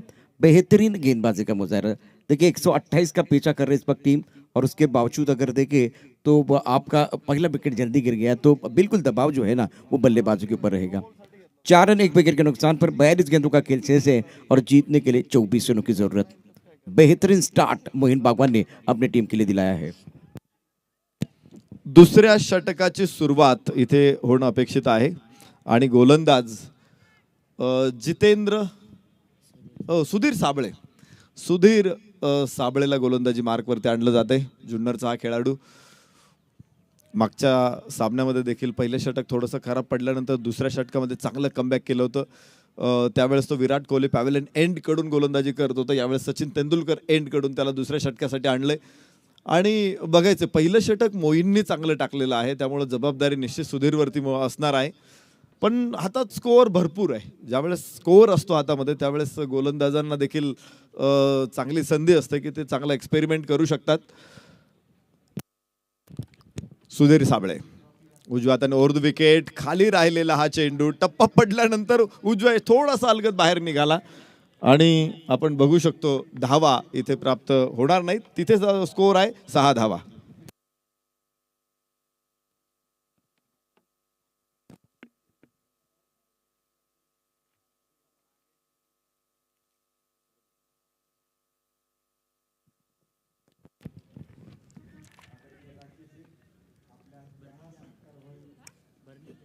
एक सिंगल प्राप्त होईल. इथे सलग दुसऱ्या षटकामध्ये धावांचा दुष्काळ आहे. ज्यावेळेस फलंदाजी करत होता दीपक दादा प्रतिष्ठान, त्यावेळेस धावा नदी दुथडी भरून वाहते तशा वाहत होत्या आणि उन्हाळ्यामध्ये नदी कोरडी पडते. आता तशी परिस्थिती तयार झालेली आहे. धावफलक इथे 7 धावा. पुण्यामध्ये मात्र अशी परिस्थिती दिसत नाही. पुण्यामध्ये उन्हाळ्यात सुद्धा नद्या भरलेल्या असतात. हो स्लोवर वन, गती परिवर्तन करून टाकला होता. खूप चांगला चेंज ऑफ पेस बघायला मिळाला सुधीर साबळेकडून. बाईचीही धाव मिळणार आहे. एस्टनच्या पाठीमागे दादा गायकवाडला सुद्धा अडचण झाली, चेंडू समजला नाही. 1 धाव प्राप्त होईल धावफलकावरती. तिथे 8 धावा. धावा कशा प्रकारे अडवल्यात, धावांची कोंडी केलेली इथे कात्रीत पकडलंय, खिंडीत गाठले असं म्हणू शकतो आपण शिरसाट स्पोर्ट्सला. इथे दीपक दादा प्रतिष्ठाननं सुधीर साबळे, आनंद चौहानसाठी इथे निश्चित चांगला फटका. आनंद चौहानचा इनसाइड आउट, लॉंग ऑफच्या डोक्यावरून षटकार.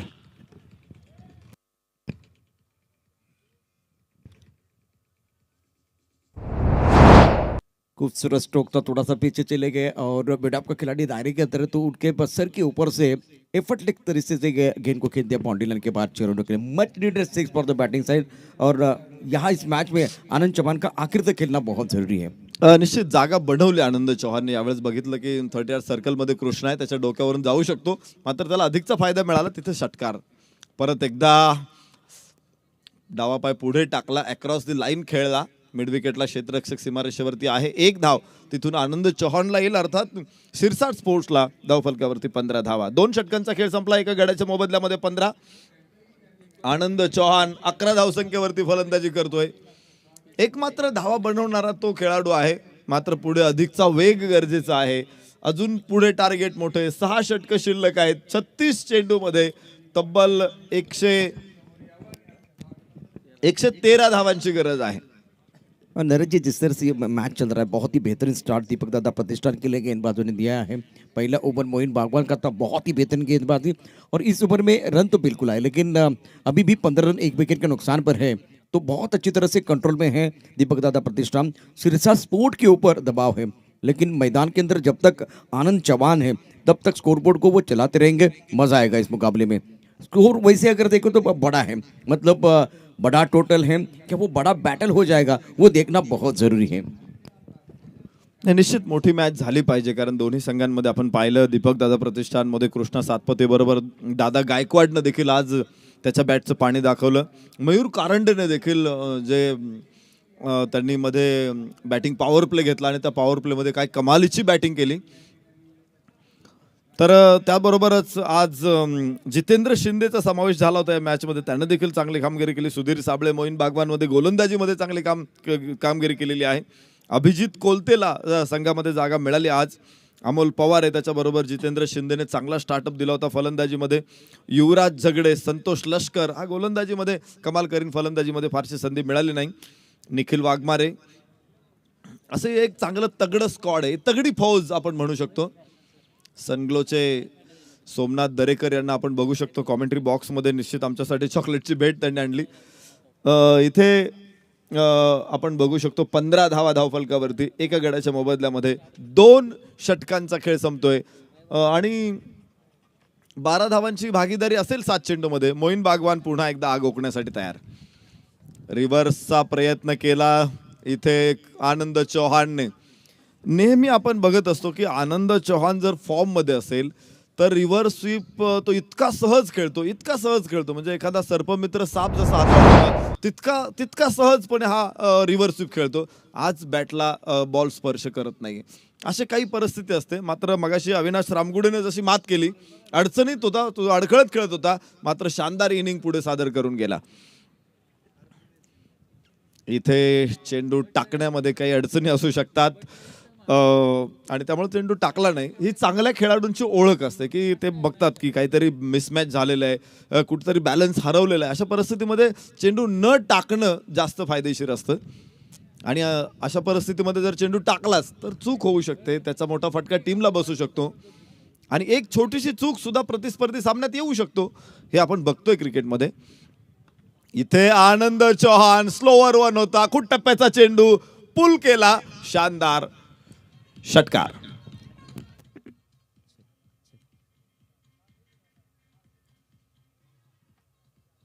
बहुत ही खूबसूरत स्ट्रोक, टाइमिंग बढ़िया, थोड़ा सा ऑफ टर्म के बाहर पहले से आए थे और बैकफुट पे चले गए शानदार तरीके से गेंद को खेलते हुए ऑन साइड पर स्वीप स्क्वायरली की तरफ.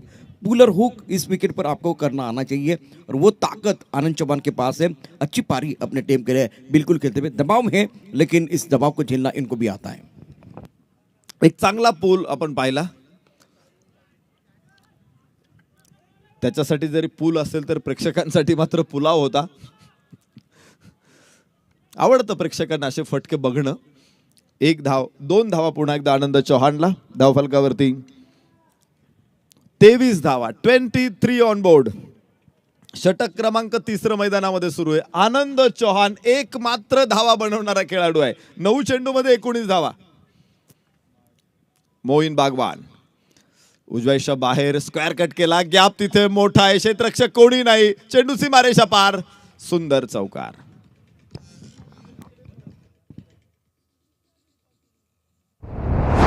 जब इस विकेट पर आप गेंद के मेरिट के हिसाब से खेले ना, बिल्कुल फायदा हुआ. इस वक्त बैकफुट पर बहुत अच्छा स्ट्रोक स्क्वायर कट कर दिया था और इस चौके की मदद से अब आनंद चौहान का कॉन्फिडेंस बिल्कुल 7वें आसमान की तरफ जाता हुआ. 23 रनों की एक अच्छी पारी मैदान के अंदर खेल रहे हैं. एका बाजूने आनंद खेळतोय, मात्र दुसऱ्या बाजूने त्याला साथ मिळणंही तितकंच गरजेचं आहे. नितीन वाकळेला अजून खातं खोलायचंय. फुल टॉस चेंडू मिड विकेट स्क्वेअर लेगच्या मध्ये. संतोष लष्कर अडू शकत नाही. आनंद चौहानचा धडाका सुरू.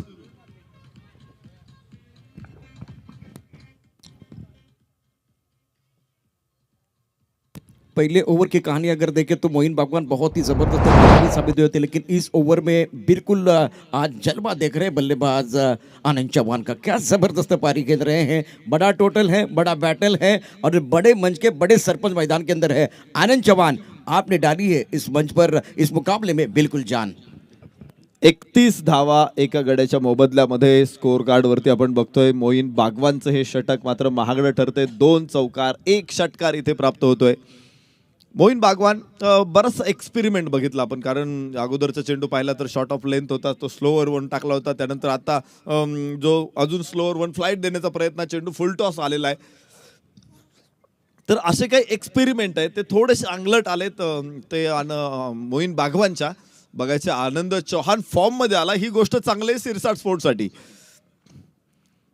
ओ हो ज्या फॉर्मची चर्चा करत होतो, एक स्लोअर बाउन्सर वरती आनंद चौहान बाद होतोय. धक्का क्रमांक 2.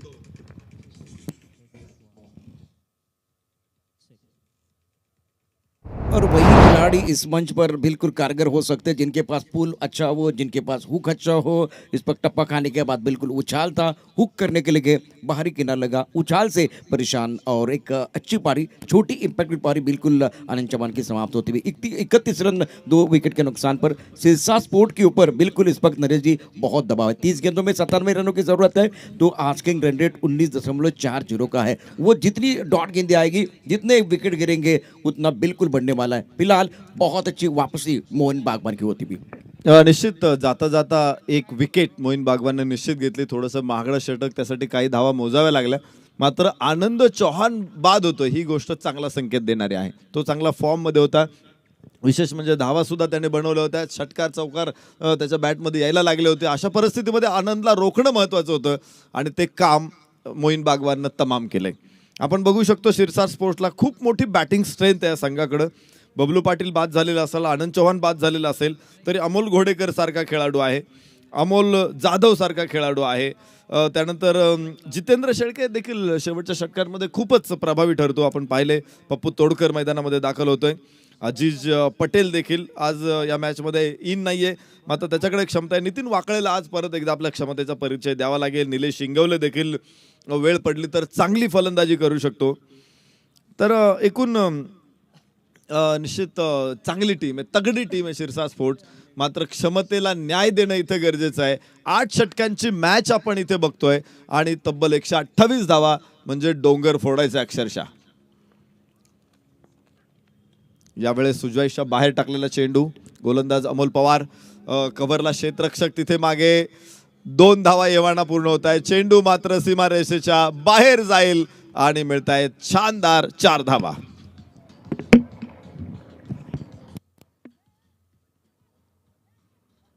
अच्छा स्ट्रोक था, टाइमिंग बढ़िया, ऑफ टर्म के बाहर देखिए फुल लेंथ गेंद थी और खूबसूरती के साथ पॉइंट के ऊपर से गेंद को खेल दिया. बैकवर्ड पॉइंट बाउंड्री लाइन के बाहर गेंद जाती भी 4 रनों के लिए. Welcome boundary for the batting side. Nitin 4 पर खेल रहे, पप्पू तोड़कर को अभी मौका नहीं मिल रहा है, लेकिन इस ओवर का आगाज बिल्कुल बहुत अच्छा हुआ है. दोघं चांगले मित्र आहेत एकमेकांचे, पप्पू तोडकर आणि नितीन वाकळे. एकाच परिसरात राहतात, त्यामुळे चांगलं कॉम्बिनेशन आहे दोघांमधलं. आज हे कॉम्बिनेशन मैदानामध्ये धावांच्या स्वरूपात यायला पाहिजे, कारण शिरसाट स्पोर्टला त्याची गरज आहे. खूप चांगली टीम बांधणी केलेली शिरसाट स्पोर्टनं. मात्र आपण पाहिलं की 128 धावा म्हणजे मोठा स्कोअर आहे आणि त्यामुळंच फलंदाजांना क्षमतेपेक्षा अधिक काम करावं लागेल.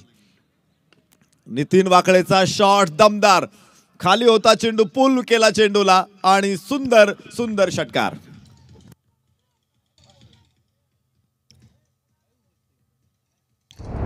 कहते ना कि राह मेरी मुश्किल है लेकिन आसमान मेरी मंजिल है. पंख लगा के deep mid wicket boundary line के बाहर गेंद को खेलते हुए दर्शनीय स्ट्रोक था और जिसकी जरूरत है. पहले अगर देखे तो चौका, उसके बाद में छक्का आया, थोड़ा सा मोमेंटम बन रहा है. नितिन वाकले बहुत अच्छी तरह से बल्लेबाजी कर रहे हैं. अच्छा शरीर का संतुलन और एक मीठी आवाज आई. बल्ले के बीचों बीच खेलते हुए अब इनको थोड़ा सा सुकून मिलेगा, इनका आत्मविश्वास बढ़ने वाला है.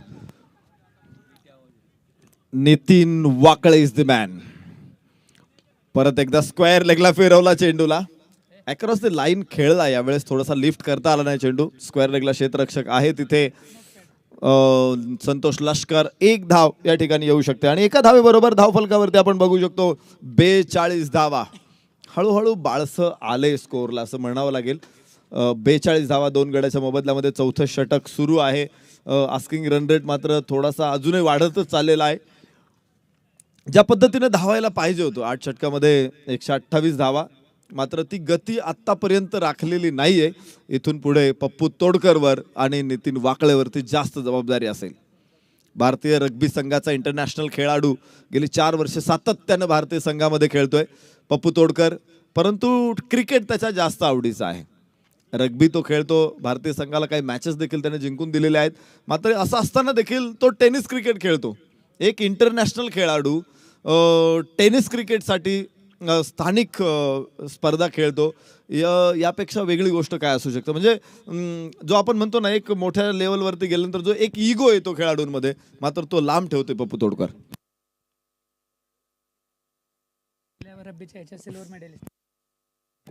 उंचावरती चेंडू आणि बाद होतोय नितीन वाकळे. फलंदाज होईल 3रा बाद. धाव फलकावरती मात्र 43.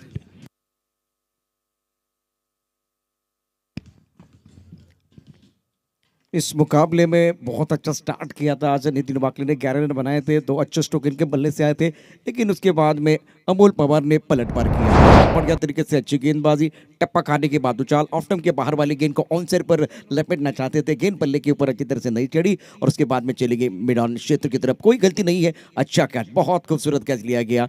विकेट की जो सख्त जरूरत थी बिल्कुल वहां विकेट मिला है. सेट होने का मौका नहीं दे रहे. पप्पू तोड़कर 1 पर है. नितिन वाकिल का विकेट खोने के बाद मेरे हिसाब से नरेश सर इनके ऊपर पूरा दारोमदार रहेगा. वो किस अंदाज से खेलेंगे, क्या विस्फोटक अंदाज से बल्लेबाजी करते हुए गेम चेंजर बनेंगे, वो देखना बहुत दिलचस्प है इस मुकाबले में. आपण बघतोय की धावा बनतायत हळूहळू. काही स्ट्रोक चांगले आले. आनंद चव्हाण चांगले स्ट्रोक खेळत होता, तो बाद झाला.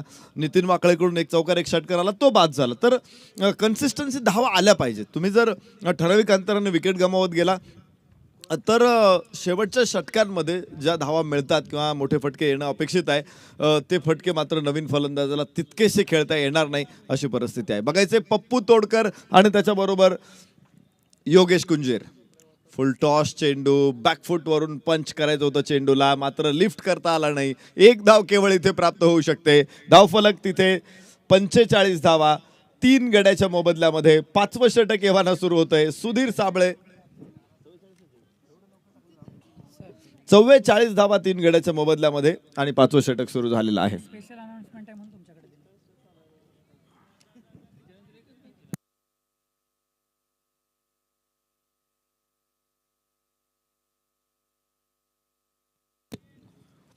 आपण बघतोय NB ट्रॉफी या स्पर्धेचे रेडिओ पार्टनर असतात 95 बिग FM. या स्पर्धेची बित्तम बातमी 95 बिग FMच्या माध्यमातून रसिकांपर्यंत पोहोचवण्यात येते. विशेष म्हणजे 95 बिग FMचे मार्केटिंग हेड गायत्री मॅडम आणि आपल्या सर्वांचा लाडका RJ बंड्या यांचं थोड्याच वेळामध्ये आगमन होणार आहे. मला वाटतं आपण रेडिओवरती 4चा चहा आणि ऐका गाणी 10 असं बंड्याचं सेगमेंट असलेलं ऐकत असतो. मात्र नेमका 4 वाजता चहा घ्यायला बंड्या थोड्या वेळात इथे येणार आहे. आपण सगळेजण त्याची वाट बघूया. और बिल्कुल शाम की चाय और बड़े लोगों की राय, एक बार फिर मैदान के अंदर देखे तो थोड़ा सा समय, थोड़ी चर्चा और उसके बाद में मैच दोबारा शुरू होता हुआ. सुधीर साबळेचा तेज तर्राट बाउन्सर. काय या बाउन्सरवरती उत्तर काय काढणार तुम्ही? खरं तर पोझिशन अत्यंत महत्त्वाची असते. योगेश कुंजीर खूप काळ स्पर्धात्मक व्यावसायिक क्रिकेट खेळला, त्यानंतर तो आता ग्रामीण स्थानिक क्रिकेट खेळत होता. अलीकडे क्रिकेटपासून बिझनेसकडे तो आलेला आहे. मात्र NB ट्रॉफी खेळायचीच. किती सराव असेल योगेश कुंजीरकडं ते आपल्याला पुढच्या काही चेंडूंमध्ये लक्षात येईल. स्लोवर वन, गती परिवर्तन करताना खरं तर माइंडसेट, क्रिकेट हा गेम तुम्ही तुमच्या स्ट्रेंथवरती खेळता जरूर, मात्र माइंडसेट असणं सुद्धा महत्त्वाचं आहे. आणि तुम्ही पाहिलं पहिला बाउन्सर टाकला, त्याच्यानंतर स्लोवर बाउन्सर टाकला, हळुवारपणे चेंडू आला. उत्तर नव्हतं योगेश कुंजीरकडं. इथे पुन्हा भन्नाट वेग, कमालीचा गोलंदाज सुधीर साबळे. या एंड कडून थोडासा मला वाटतं महागडा ठरला होता, त्या एंड कडून प्रचंड प्रभावी ठरला सुधीर साबळे. या षटकामध्ये काय कमाल केली बघायचंय. तर केवळ 1 धाव, पहिल्या षटकामध्ये 10 धावा खर्च केल्या होत्या, इथे केवळ 1 धाव. धावांची कोंडी होते, केवळ 44 धावा धावफलकावरती 3 गड्याच्या मोबदल्यात.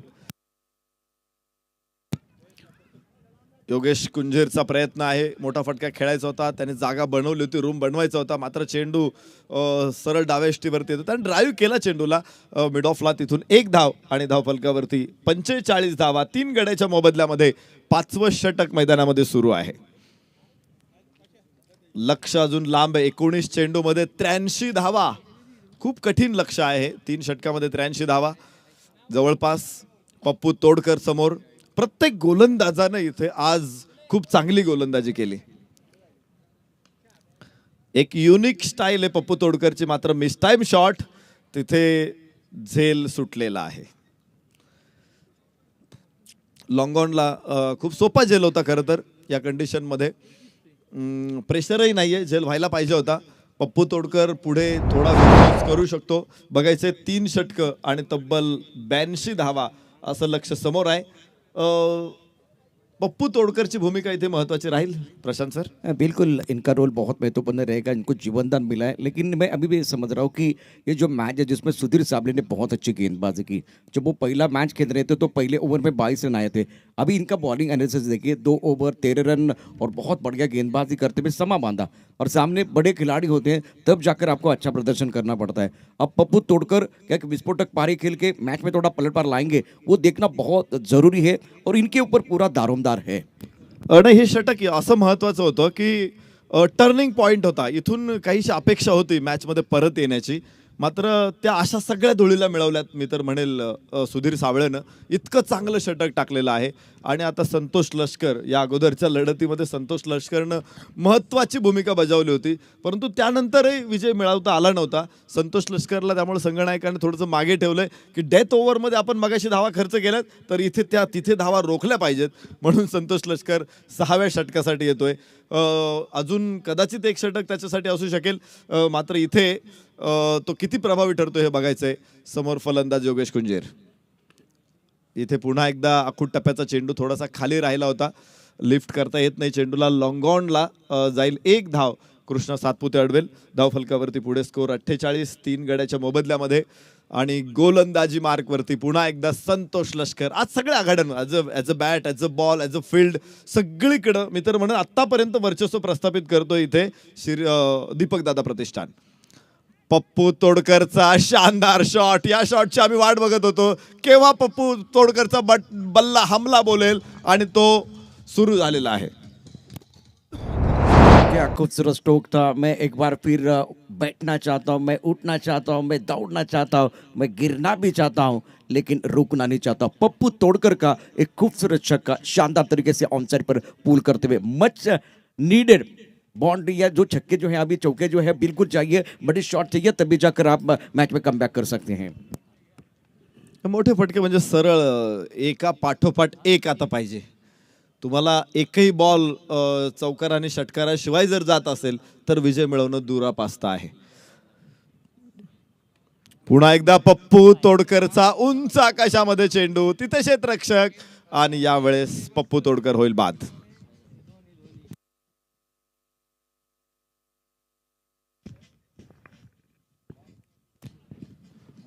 जिस तरह से पप्पू तोड़कर खेल रहे थे उनके पास कोई विकल्प नहीं था, बड़े शॉट के लिए जाना था, हमला करने की कोशिश और शिकार बन के वापस चले गए। ये चौथे विकेट का पतन हुआ और पप्पू तोड़कर ने बनाए 10 रन 6 गेंदों का सामना कर। देखिए ये पसंदीदा स्ट्रोक है, टाइमिंग नहीं कर पाए और बढ़ गया अच्छी गेंदबाज की तरफ से। एक तरफ देखिए तो पहला मैच दीपक दादा प्रतिष्ठान ने जब खेला था तो कोई तालमेल नहीं था, दूसरे मैच में नरेश सर बहुत ही बेहतरीन तालमेल रहा है, बल्लेबाजों ने अपने किरदार को निभाया, अब गेंदबाजी असरदार हो रही है, शानदार तालमेल के साथ अच्छी फील्डिंग भी हो रही है। ये कॉम्बिनेशन होने के लिए लीग में एक मैच तो आपको एक या तो हारना पड़ता है या जीतना पड़ता है। निश्चित खूप चांगली फलंदाजी आम्ही पाहिले, विशेष करून जितेंद्र शिंदे सुरुवात, त्याच्यानंतर दादा गायकवाड सुरुवातीपासून धावा आणत होता। कृष्णा सातपुतेने थोडा वेळ खेळला, मात्र 3 चेंडूमध्ये 14 धावा ठोकल्या आणि शेवटच्या 17 मध्ये आपण मयूर कारंडेचा आणि दादा गायकवाडचा मोठा धमाका बघितला। तर सगळ्यांनी योगदान दिलं आणि त्यामुळे एक मोठा स्कोर उभा राहिला। गोलंदाजी करत असताना पहिल्या 6 षटकामध्ये खूप सुंदर गोलंदाजी इथे आपल्याला बघायला मिळाली। प्रत्येक गोलंदाजाने आपली जबाबदारी पार पाडली, विशेष म्हणजे आस्किंग रन रेट जो होता त्याच्या मागे त्यांना ठेवायचं होतं आणि प्रत्येक गोलंदाज यशस्वी ठरलेला आहे। ठराविक अंतराने त्यांनी विकेट सुद्धा काढल्या आणि विशेष म्हणजे आपण म्हणतो ना सामन्यावरती पकड मिळवली, ती पकड लूज होऊ दिली नाही। कधी असं वाटलं नाही की दीपक दादा प्रतिष्ठान मॅचमध्ये बॅकफुटवरती आलेत, त्यांनी आपला वर्चस्व मॅचमध्ये कायम ठेवलेला आहे। अमोल घोडेकर शांतपणे एक धाव घेतोय, एक धाव घेत धावफलक पुढे घेऊन जाईल 59 वर। षटक देखील संपेल, 6व्या षटकाची सांगता होईल। 59 धावा 4 गड्याच्या मोबदल्यामध्ये, तर विजयासाठी अजून 69 धावा, 12 चेंडू 69 धावा, मला वाटतं खूपच अवघड टार्गेट आहे। बिल्कुल आपने सही कहा। इस वक्त अगर देखें तो दिल्ली बहुत दूर है, खास करके इस वक्त शीर्षा स्पोर्ट के लिए। दीपक दादा प्रतिष्ठान ने आज शिकंजा कस लिया, बहुत बढ़िया, बहुत अच्छे क्रिकेट, पॉजिटिव क्रिकेट, असं प्रशंसा करनी चाहिए। जिस तरह से दादा गायकवाड़ ने 55 रन बनाए, मयूर कार्डन ने आज जो शॉट खेले वो बहुत अच्छे थे, मतलब मेरिट के हिसाब से बल्लेबाजी करते हुए रन बनाए हैं। और दूसरी तरफ से गेंदबाजी करते हुए आज हर किसी गेंदबाज ने अपने किरदार को निभाने की कोशिश की है। 59 विकेट के नुकसान पर है, 12 गेंदों का खेल है और रिकॉर्ड रन रेट बिल्कुल चला गया 35 के आसपास। इसका मतलब आपको लगातार 2 बार जो युवराज सिंह ने कारनामा किया था इंग्लैंड के खिलाफ वो करना पड़ेगा, तब जाकर ये मैच आपके लिए आसान बन जाएगा। निश्चित एक मॅच अशी होती आंतरराष्ट्रीय क्रिकेटमध्ये, तुम्हाला माहित असेल पाकिस्तानची मॅच होती, अगेन्स्ट कोण होतं मला माहित नाही, पण सगळ्या खेळाडूंनी असं काही प्रदर्शन केलं की त्या मॅचमध्ये 11च्या 11 खेळाडूंना मॅन ऑफ द मॅच दिला होता। मला वाटतं अगदी तसेच खेळतायत हे सगळे दीपकदादा प्रति, आणि एक जीव आल्यानंतर कशी टीम बनते। आज कृष्णा सातपुतेने टीमची बांधणी केली, पण मला वाटतं या टीममध्ये नुसती बांधणी केली नाही तर त्याने जीव सुद्धा टाकलेला आहे, प्राण भरलेले आहे त्या टीममध्ये, आणि तोच जोश इथे बघायला मिळालेला आहे। एक चांगला फटका अमोल घोडेकर कडून मिळत आहे, 4 धावा धावफलकावरती 63 4 गड्याच्या मोबदल्यामध्ये। 11 गेंदों का खेल और 65 रनों की जरूरत है। पहली गेंद पर एक अच्छा स्ट्रोक जरूर है, 4 रन जरूर मिलते हुए। 63 4 विकेट के नुकसान पर रिक्वायर रेटेड बिल्कुल छलांग लगा रहा है, 35.45 के औसत से रन बनाने पड़ेंगे आपको। बघा इथे जितेंद्र शिंदे गोलंदाजी मार्कवरती येतोय। निश्चित या मॅच मध्ये एक संधी असू शकते। ओहो हो, अमोल घोडेकर काय शॉट आहे, विराट कोहली स्टँड मध्ये चेंडू, षटकार।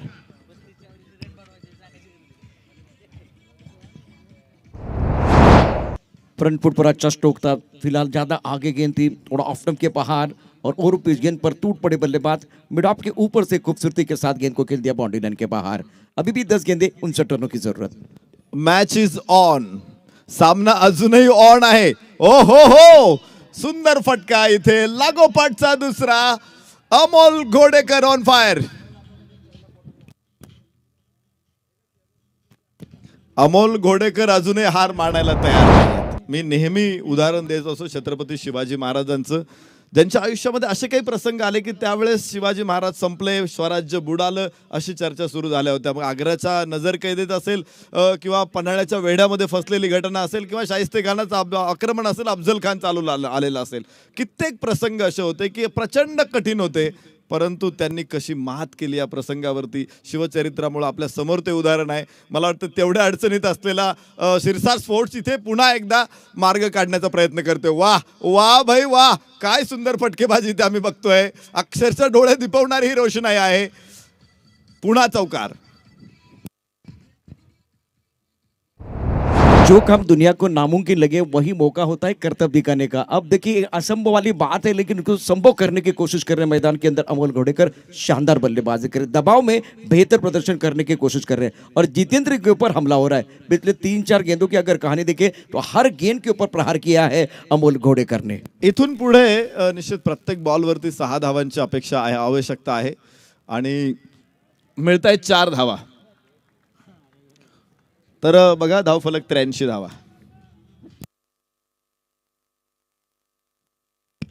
7 चेंडूमध्ये 45 धावा आणि तुमच्या माहितीसाठी मी सांगतो 6 चेंडूमध्ये 36 धावा असताना त्या धावा बनवल्या कोणी असतील तर त्या अमोल घोडेकरने बनवलेल्या आहेत. हा टेनिस क्रिकेटचा इतिहास आहे. त्यामुळं अमोल घोडेकर मैदानामध्ये आहे, इतिहासाची पुनरावृत्ती होऊ शकते इथे. ओ हो, त्यानं एक घेतली की मी एक घेतो, परत स्ट्राईक एंडला राहतो. 6 बॉलमध्ये किती रन आहेत? मला वाटतं 44 असतील.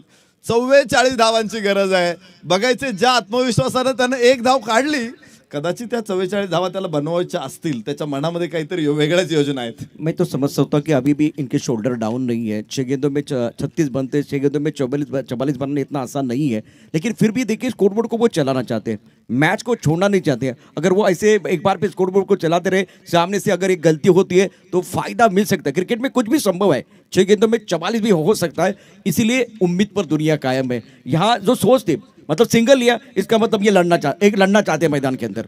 6 चेंडूमध्ये 41 धावा बनवलेल्या मी बघितलेल्या आहेत. अगदी गरज असताना 6 चेंडूमध्ये 41 धावांची आवश्यकता असताना त्या धावा पूर्ण झालेल्या मी बघितलेल्या आहेत. त्यावेळेस जुन्नर प्रीमियर लीग सुरू झाली नव्हती. निमगाव सावाच्याच ग्राउंडवरती तो किस्सा घडलेला आहे. आज बघायचं इथे या मॅचमध्ये काय घडेल. 6 चेंडू 44 धावा, 6 चेंडू फक्त fair delivery, only 6 fair delivery can win Deepak दादा प्रतिष्ठान. इथे बघायचंय फक्त फेअर चेंडू टाकायचे आहेत. जर 1, 2, 4 डिलिव्हरी अनफेअर झाल्या तर मात्र या मॅचमध्ये परत ट्विस्ट येऊ शकतो. मजबूत स्थितीमध्ये आहे पण अजूनही प्रेशर कायम आहे. ही अलौकिक मॅच आहे खरं तर. इथे पहिला चेंडू अमोल घोडेकरचा शानदार षटकार. यस, मैच ऑन है कि नहीं तो माहित नहीं, पण मजा येते या मैच मध्ये. बिल्कुल बिल्कुल, बहुत ही जबरदस्त खेल मैदान के अंदर. शानदार बल्लेबाजी मैदान के अंदर बल्लेबाज द्वारा. चलता रहूंगा पथ पर, चलने में माहिर हो जाऊंगा, या तो मिलेगी मंजिल या अच्छा मुसाफिर बन जाऊंगा. स्कोरबोर्ड को चला रहे सकारात्मक सोच के साथ मैदान के अंदर अभी भी लड़ रहे हैं खिलाड़ी. Magnificent batting. अगर किसी चीज को दिल से चाहो ना, पूरी कायनात लग जाती है तुम्हें विषय मिलाने के लिए. मजा येईल या मॅच मध्ये. खरं तर 6 चेंडू आणि मला वाटतं आता किती 38 आहे ना, 5 चेंडू 38 धावा आहे, तरी फिल्डर सुद्धा टेन्शन मध्ये आहेत. ही गोष्ट महत्वाची आहे. अमोल घोडेकर मैदानामध्ये खेळतोय आणि विषय 9 चेंडू मध्ये 36 धावा त्याने बनवला. तो केव्हा आला, धावा बनूनही गेला, मात्र उशिरा आला. आपण म्हणतो ना दिवा विझल्यानंतर तेल टाकून काही उपयोग नसतो. शेतं सुकून गेलेली आहेत आणि मग पाऊस पडल्यानंतर काही उपयोग नसतो. मात्र इथं अमोल घोडेकर अशाही परिस्थितीमध्ये काही अंकुर पेटवतो काय हे बघायचंय. परत एकदा वाह वाह वाह, देखना लाजवाब, नजाकत, अमोल घोडेकर ऑन फायर. लागोपाठचा दुसरा षटकार. अच्छे संकेत है इस मैच के लिए. बहुत बढ़िया बल्लेबाजी कर रहे हैं. वो आगे खेल रहे, वो पीछे खेल रहे हैं. वो एक बार फिर दुधारी तलवार है. और अभी भी मैं कह रहा हूँ इनकी सोच बहुत अच्छी है, इंटेंट बहुत अच्छा है. लगातार 2 गेंदों पर 2 छक्के आए हैं. याच अमोल घोडेकरनं लोणीकंच्या मैदानामध्ये केलेला कारनामा माहिती आपल्याला. 6 चेंडूमध्ये 36 धावा, इथे मात्र डॉट डिलिव्हरी. आता थोडासा जीव भांड्यात पडला असेल आहे की नाही.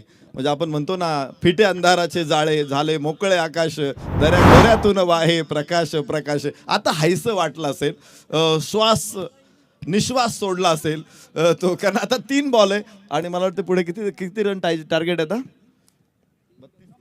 32, 3 चेंडू आणि 32 धावांची गरज आहे. तर निश्चित कठीण मॅच आहे, पण अमोल घोडेकर अजूनही मागे हटलेला नाही. वाह, पुन्हा षटकार. भरपूर मनोरंजन प्रेक्षकांचं. 12 चेंडू मध्ये 48 धावा. अमोल घोडेकर. टीम खरं तर पराभवाच्या छायेत आहे, मात्र त्यानं जो प्रयत्न केलेला आहे, खरं तर त्यानं तोंडातला घास नाही, जठरात हात घातलेला आहे. घास ऑलरेडी गेलेला आहे जठरामध्ये, पण त्यानं तिथून घास ओरबाडून बाहेर काढायचा प्रयत्न केलाय. परत एकदा चांगला फटका, मात्र क्षेत्ररक्षक मिडविकेटला येतोय. 1 धाव अमोल घोडेकरला प्राप्त होऊ शकते इथे. खरं तर मॅच एका बाजूनेच सुरू होते, परंतु तिथे थोडेसे प्राण या मॅचमध्ये फुंकले ते अमोल घोडेकरनं आणि शेवटपर्यंत मॅच रोमांचक अवस्थेमध्ये ठेवली. मजा आली या मॅचमध्ये. खरं तर अमोल घोडेकरचा झंझावात लवकर बघायला मिळाला असता तर कदाचित या मॅचचा रिझल्ट वेगळा बघायला मिळाला असता. पण क्रिकेटमध्ये जर तरचं भाषा चालत नाही, पण जर तर शिवाय क्रिकेटचं पाणी हलत नाही. शेवटचा चेंडू सुद्धा षटकार. कमाल सामना आपण बघितला. हाय स्कोअर मॅच. 127 धावांना प्रत्युत्तर देताना 109 धावा शिरसाट स्पोर्ट्सने इथे बनवल्या.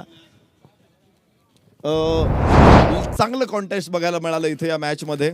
शेवटी जाता जाता अमोल घोडेकरनं कमालीची फलंदाजी दाखवली आणि या मॅचमध्ये विजय संपादन करत पुढच्या मॅचेससाठी पात्र ठरलेत दीपक दादा प्रतिष्ठान.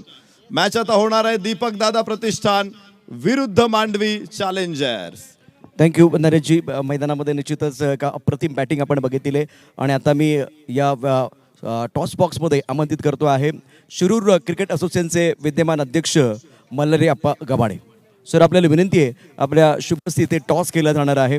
NB ट्रॉफीचा थरार आपण या ठिकाणी पाहतोय. अप्रतिम अशा प्रकारचा खेळ आणि बॅट आणि बॉलमध्ये तर आता 2 मातब्बर खेळाडू इथे आता